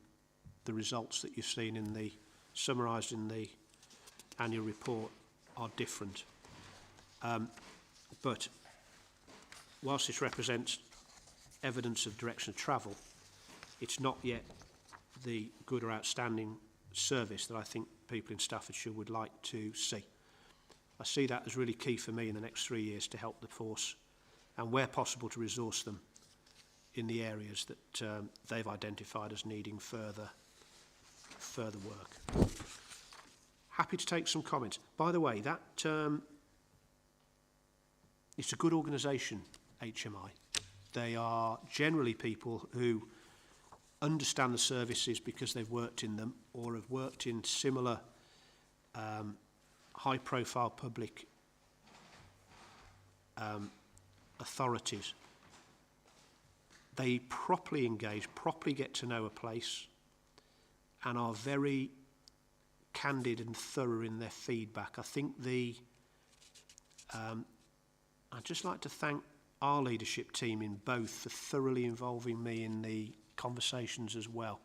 There are some force areas where access to the Commissioner is not so much managed as more limited than it might be.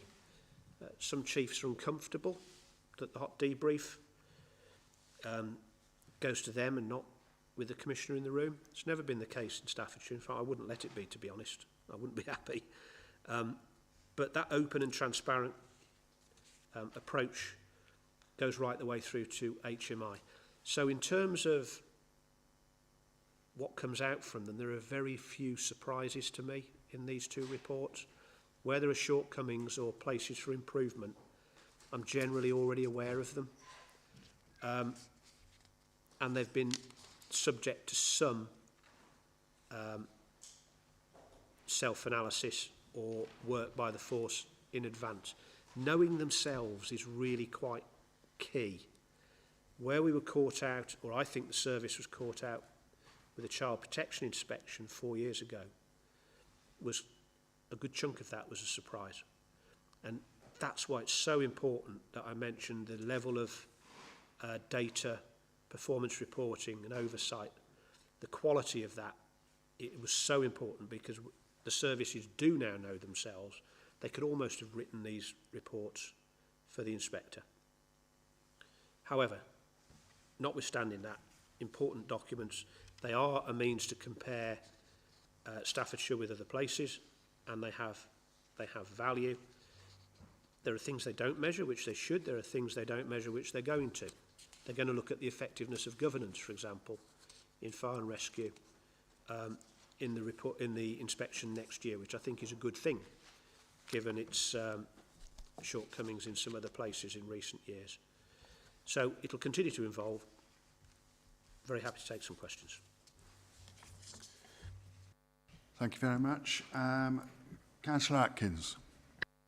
Yeah, I think what's most disappointing about this is that the areas that require improvement in terms of the police are absolutely basic. You know, I mean, they're the core role of the police. Responding to the public, yes.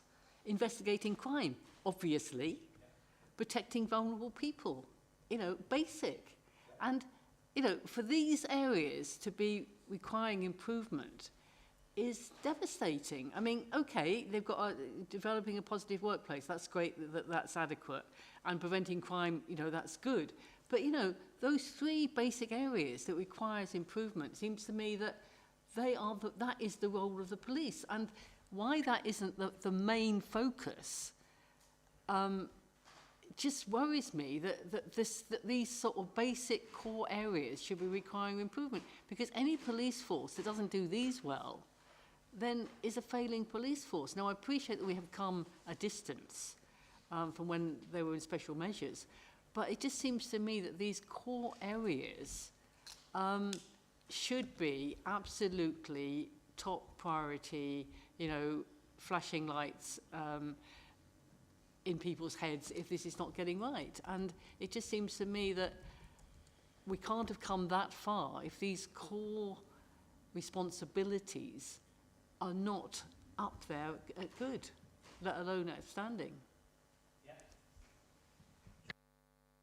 Councillor Atkins, couldn't agree more. Couldn't agree more, and that's why responding to the public has been number one in my plans for the last 2 terms. The importance of contact, feedback, engagement, letting people know what's going on. As Councillor Khan said, going back to victims and people who've reported to say what's happened. These are fundamentals. They're not an extra to the job. The job is not just nicking someone. It is going back and saying, this is what's happened, or here's why we couldn't progress, here's what we were lacking in terms of evidence. Police forces are still evolving and developing in the focus they put on the public and the victims. Traditionally, officers real focus on the result.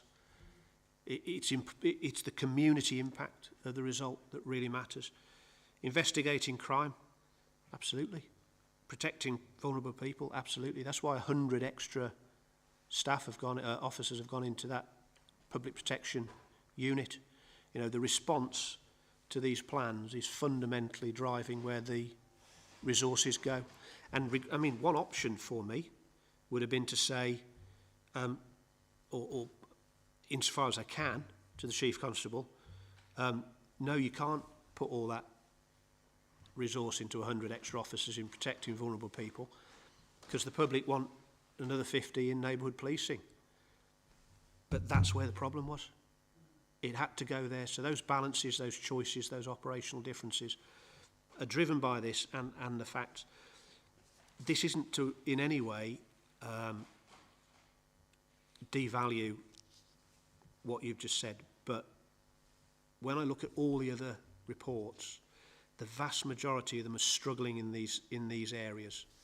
And it's quite right of HMI, government and others over the last 10 years in particular to really look to switch the service around victim experience and that level of service.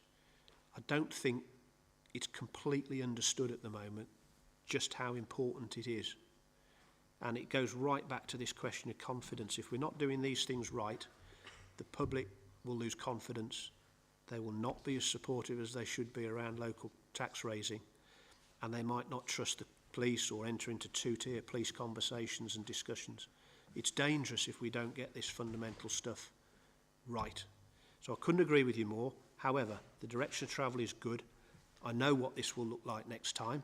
If it continues, it'll be even better. And I know that we're doing better than many other forces. I also know, and I'm not pretending, I didn't inherit a force that was in good shape. It was not. The whole leadership team's different, pretty much. So when you talk to the Chief Constable and say, you know, this is not good enough, Yep. what assurance does he give you that this is going to change in the very near future? Yep. Because it seems to me that how can he hold his head up high if we're not getting these basic things right? So what assurances is he giving you Yep. that he's really putting the processes in place to get this right? Yep. I mean, is it a failure, you know, of an inexperienced workforce? You know, where is he identifying the failures that are creating these areas of requiring improvement? Well, I think, sorry, through you again, Chair, the nature of that is exactly the nature of the conversation, really. So we've invested more people in the contact centre. We've invested more money in the technology in the contact centre, substantially more actually. We've invested more, as I said, in the public protection area significantly. But that wasn't just finger in the air. That was after some considerable work by consultants to say, here's where you're not benchmarking with others, here's where others are doing better. The service will bring in welcome peer reviews from high-performing services. The annual report demonstrates the difference. If you're investigating more effectively, it will lead to more prosecutions. It is.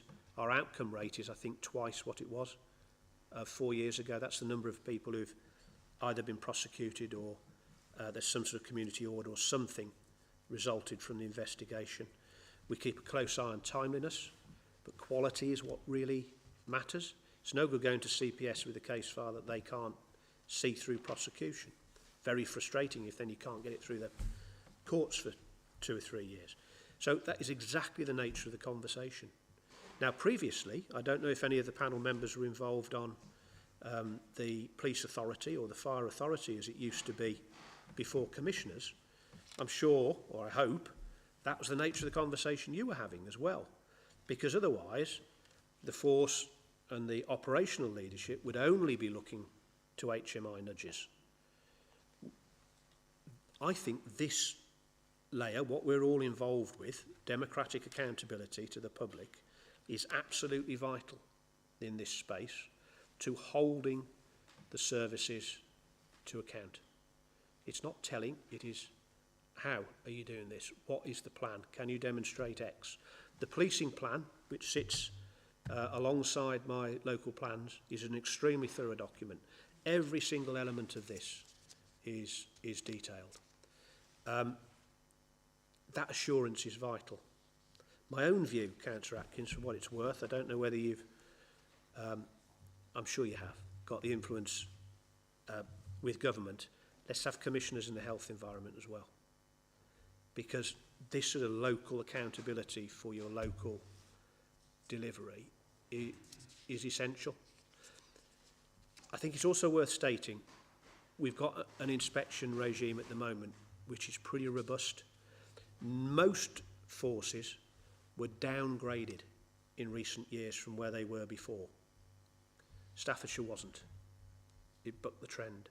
Now that's not to say this is where I want it to be, but given the expectation, this is good progress.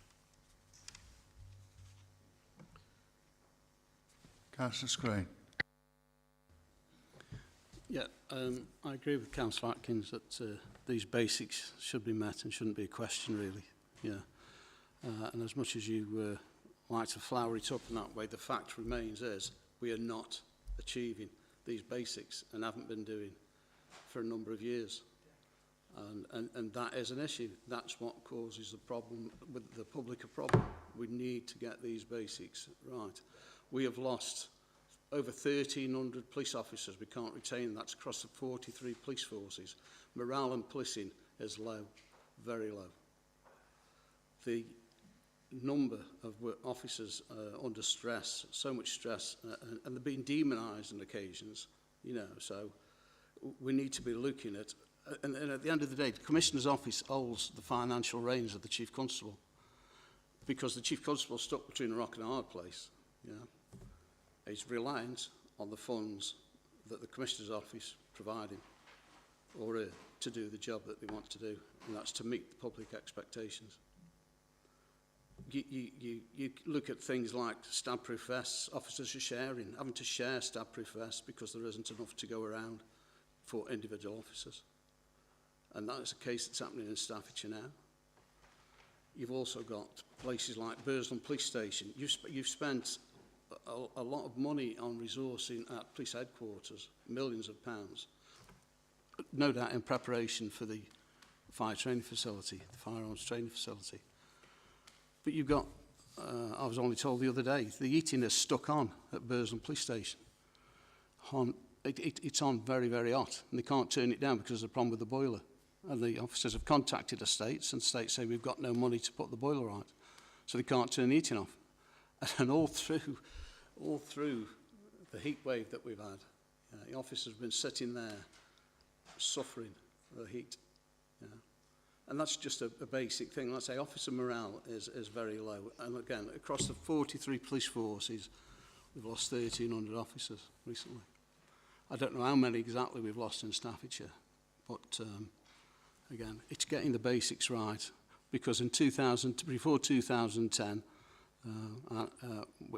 we were hitting all these basics.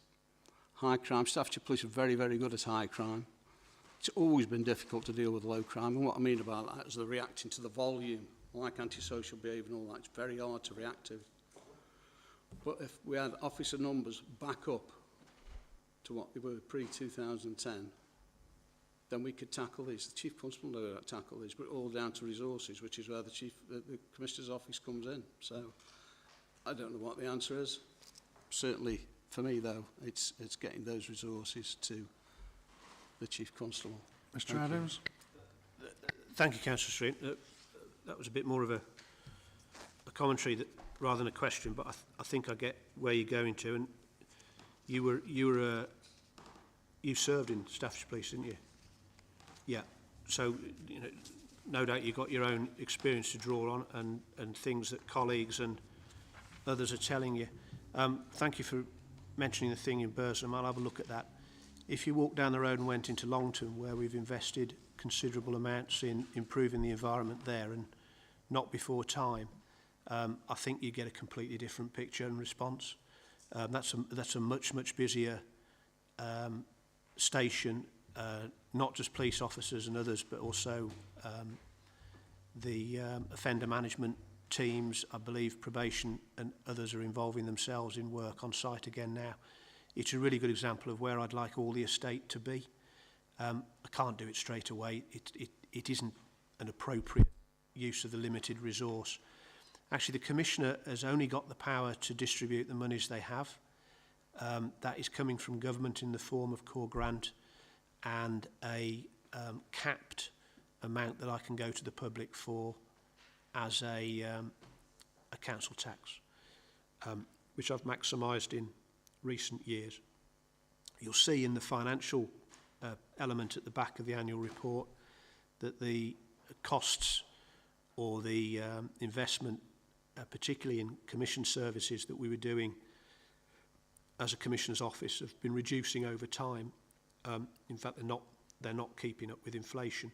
So we're reducing the draw. I'm really very keen to see as maximum amount go into the front line, except where perhaps my team working with partnerships can really leverage better prevention and so on. In Staffordshire, we're about 400 officers down on the peak that we were at back in 2009 or 10, I believe. I think there's only 4 or 5 other forces in the country which have not returned to record levels of police officers. Every other one is above its maximum. It's not a completely straightforward comparison because in Staffordshire we've retained our numbers of PCSOs, as I mentioned earlier.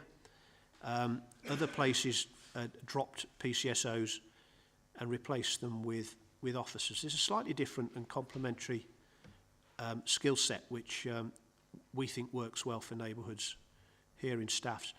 And I am aware, particularly you referenced my predecessor in conversations with him, about the number of officers that were not on frontline duties prior to me becoming Commissioner. This is something that's becoming more and more talked about nationally now because of the funding constraints. Unfortunately, the new officers, the record numbers of them, are not necessarily being deployed in frontline roles across the country. Some of them are doing admin functions, some of them doing functions that could be done by staff and others. I'm sure in some cases, as well as those specialist staff, but not in all cases. And in some cases, it's because the flexibility of officers, they can be tasked with shorter negotiation times, perhaps works in terms of a flexible organisation. I'd like more flexibility and closer conversations and opportunities to work with unions around staff flexibility in that sense. It can take months and years to change working conditions, shifts, etc. But if we were asked, I certainly know that if the senior leadership team or I were asked, we would still like more police officers in Staffordshire, please. I'd like to get back to that number at some point down the line. And I think that would have a positive impact for everyone. So, yeah, it's a tricky situation. I picked up the stab vest thing. There's a national piece on that at the moment. They're all individually fitted, aren't they? Because otherwise they might not provide the protection that they should. And I gather there's a backlog in procurement. I'm not personally close to that. I think it's a national procurement, but let's I'll accept the nudge and see if there's an impact on staff's officers. I do hope not. In terms of the estates, you started this morning talking about an investment in estate around firearms. We've got to play that straight, I think. The investment across the estates is very much in the interest of staff and officers having good working environments. It's part of the reason that we've got, I believe, 11 locations now where police are working in really high quality spaces in fire and rescue. Alongside fire and rescue, those are really high quality spaces in the right places. And it's the reason I'm investing in Longton and other stations. We built a new location in Lichfield a few years ago. I'm hoping there'll be more of that down the line. But as we've already discussed, there's a balance between what it costs to borrow the money to build, actually offset against, in some cases, inefficient costs to run. Burslem is not new estate. Not necessarily convinced, but don't read more into this than is necessary, that it's an appropriate building to invest in at the moment. There might be other opportunities nearby to it so we can retain the same local service but a better environment. But that's the type of conversation we're having around estates with every single location on an ongoing basis, because I want to spend as much as is necessary but as little as possible when the option is investing in frontline officers. Same goes for fire and rescue too. It's a balance. Thank goodness we're not where we are with fire and rescue as the majority of the rest of the country, because we have got some terrific estate. There are other challenges, but it isn't Victorian fire stations. Thank you, Mr. Adams. I think that was a useful report to have, certainly to work forward, and we look forward to the next report, I suspect. Moving on to item 10, the annual report of the management of complaints and conduct matters against the Police, Fire and Crime Commissioner. I take that to Mandy. Thank you, Chair. If I can introduce the report. It's your normal annual report, and it covers the statutory responsibility that the panel has on handling and recording complaints against the Commissioner and or his deputy. Over the past 12 months, you've received 2 complaints, neither of which were deemed to be relate to personal conduct. But I'm happy to take any questions.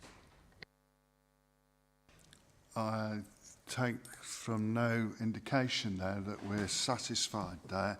So we are to, the panel notes the information contained in this report. Are we agreed? Thank you very much, members. Moving on to item 11, the Home Officer Grant 2024-25. And again, Mandy, if you could introduce that. Thank you, Chair. And I've just noticed the spelling mistake. It's not Home Officer, it's Home Office Well, I Grant. didn't think.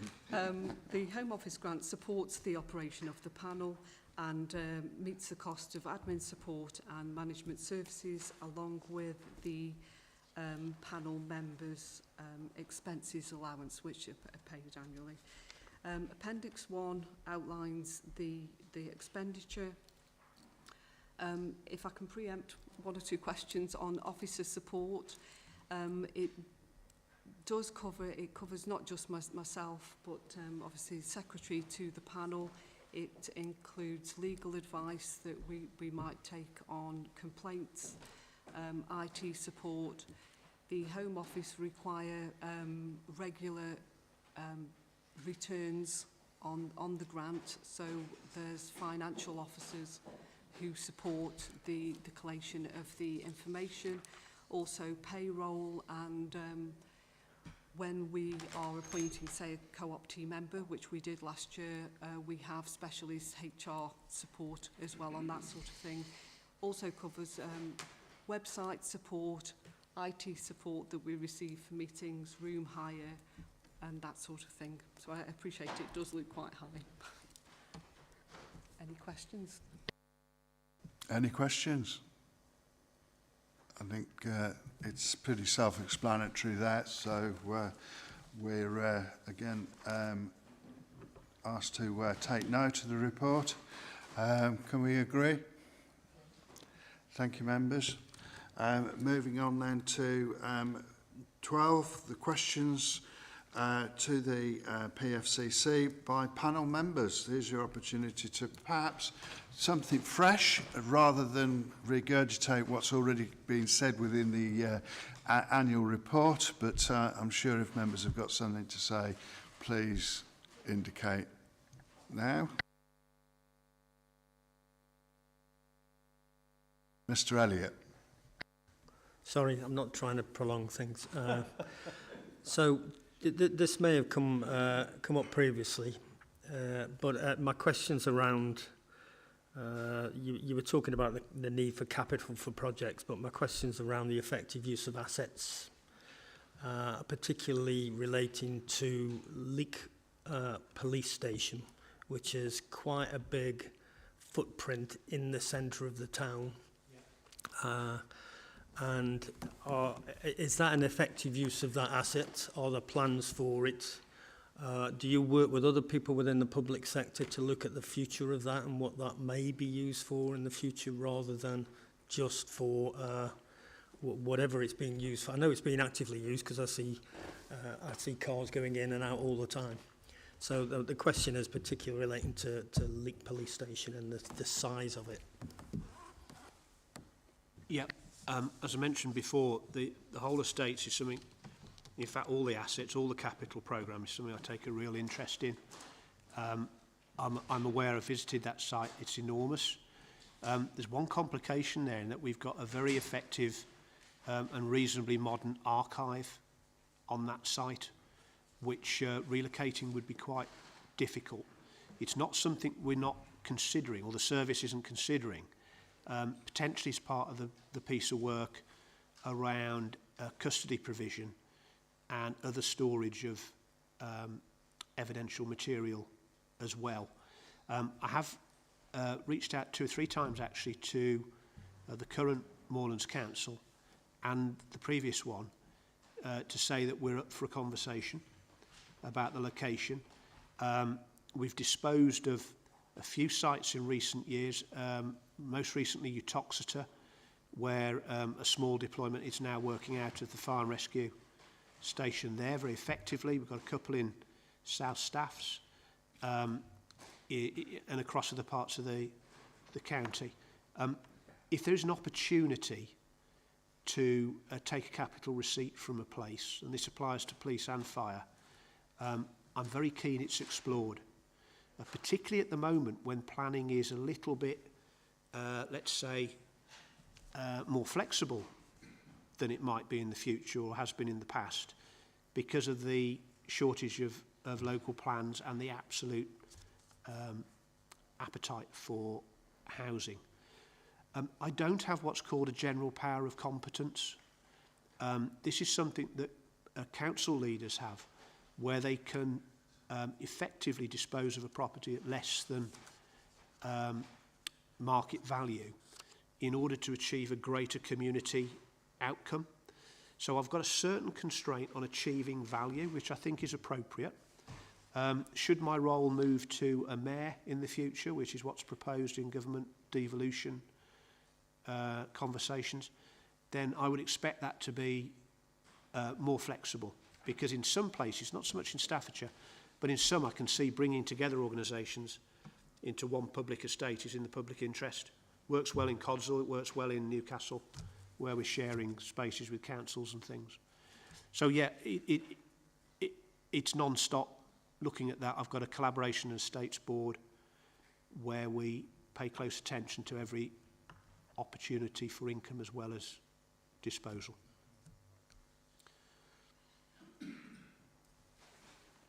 Thank you. There is just one from me in terms of Lichfield district, and it really probably could have been discussed on a number of times, probably in the earlier reports, but collectively. So what we're in concerns with following up what our partners do, for example, trading standards, will go in and necessarily do something that may then require police investigation and so forth, and then other investigations. And I know that that was one of the key items in His Majesty's Inspector's report. But it's how do we reassure our residents that we are looking at that these will get resolved? I know that we've probably touched on it, but without going into some specifics within the district, there is a concern that perception that further investigation isn't occurring in a speedily fashion.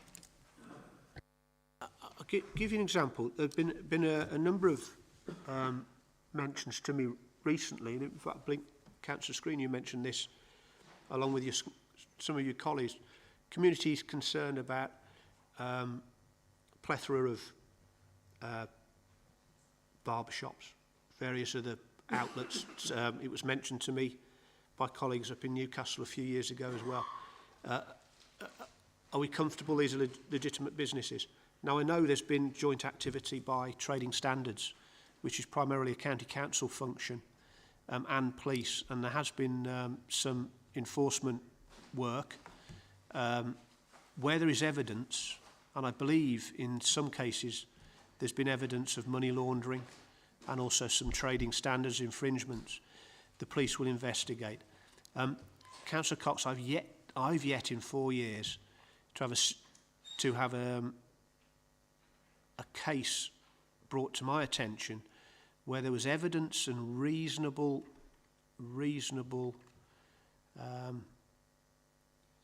a good reason to progress an investigation. It hasn't been taken up. It doesn't necessarily, unfortunately, not everything does have that.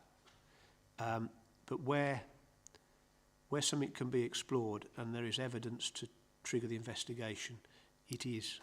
Now, we do have a complaints process, or the police do. A small number of those complaints are not handled to the satisfaction of the complainant, and they come to my office for review.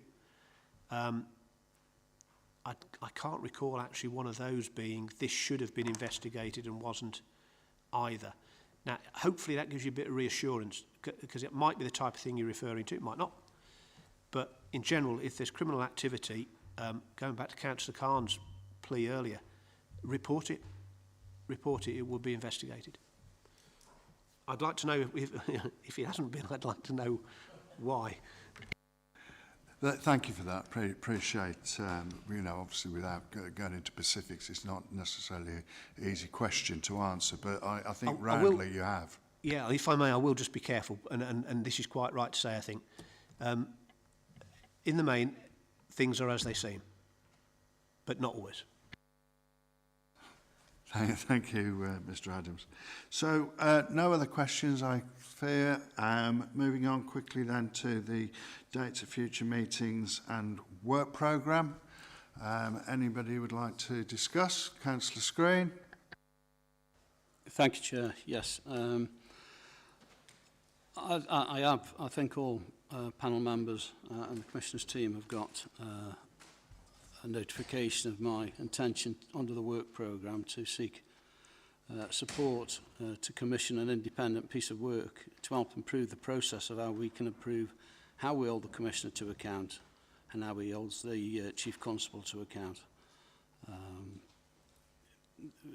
Why now, you're probably asking as well. The appeal reports rating Staffordshire Police as inadequate in a number of areas and requiring improvement. The case review stresses need for visible, independent scrutiny and restoring community trust in policing structures. Operational issues such as officers' numbers are still below 2010 levels, yet capital spending has been prioritised over frontline capacity rebuild. Public concerns, probably the biggest one. High-cost projects require clear, justified alignment with core operational needs and light of ongoing performances. So as a result, I'd just like to seek the panel's support to commission an independent piece of work to review the panel structure, scrutiny mechanisms and community engagement, benchmark national best practice, how the panel scrutinise major capital proposals like the firearms training facility for value and priority and challenge reports such as the case report. We may want to ask the Secretary to bring back a report to the panel at the next meeting setting out the terms of reference, timescales and how and who would carry out a review, if agreed. Thank you. Thank you, Mr. Screen. Any views from members and we go forward with this proposal?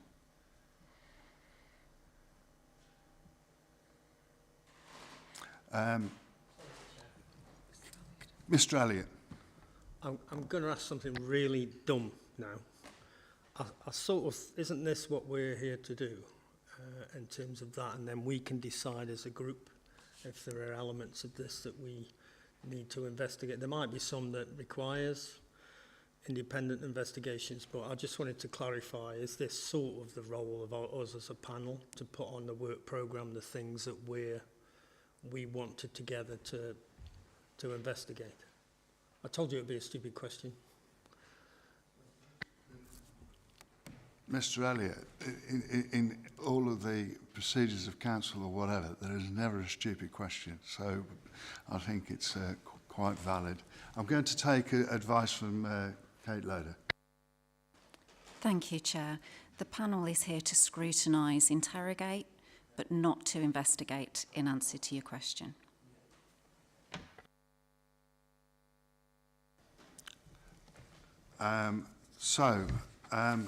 I mean, for me, taking on the role will be something that I would like to look at all things to how we can improve the panel.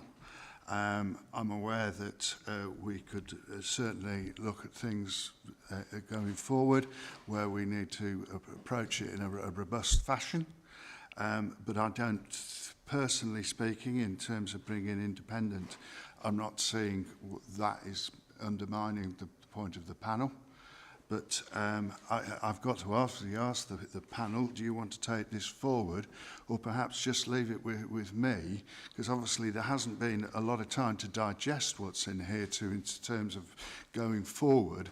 And then I can bring it back to our next meeting as an agenda item. Councillor Khan. I think I would like to second that, Chair, that you take this away, have a good look at it, bring it back on the next meeting. But if there is any possibility that we can improve the way the panel operates, and if we can improve our line of inquiries or questioning and improving the service for the police and for the community, it would be welcomed. So I'll leave that with you. I'm more than happy to wait for the next meeting. Thank you, Councillor Khan.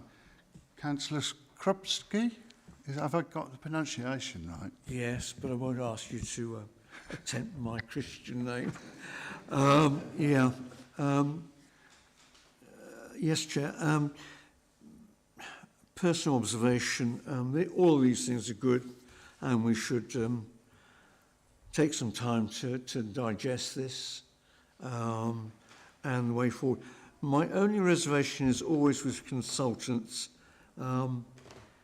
is a couple of things. They cost you an arm and a leg. They tell you what you already know, and they give you normally a large number of things you should be doing at huge cost, which you're unable to do. I think we should should be very wary of getting consultants in. This is a set of complex operations. I'm unsure whether there are specific consultants that deal with this type of work. You'll have to excuse me, I sound slightly drunk, but I have a very dry mouth. So I would recommend that, as proposed and seconded, that we go away and have a good think about this before we proceed. Thank you. Thank you very much. Are there any other comments on that? Councillor Screen, if you want to come back. Yes, thank you, Chair.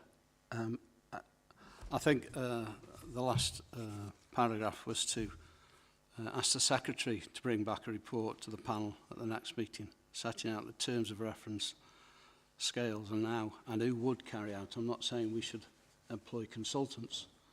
I'm merely just leaving it open there, that the best way to look at it. So just to correct the councillor there, I'm not sort of identifying that we need independent consultants that we ought to be paying for, just to seek the Secretary's advice on to the best way to do this. Thank you.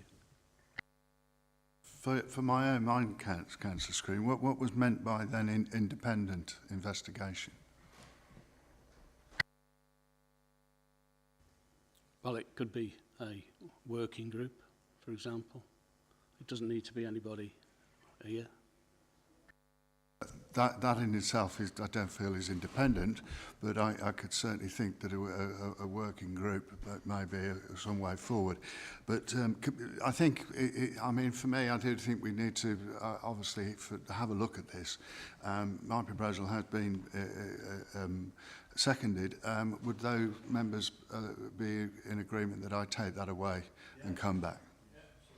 Thank you for that, members. Sorry, just before you move on, under one of the other items, the Commissioner mentioned, and I've lost my paper, custody suite development. Yes.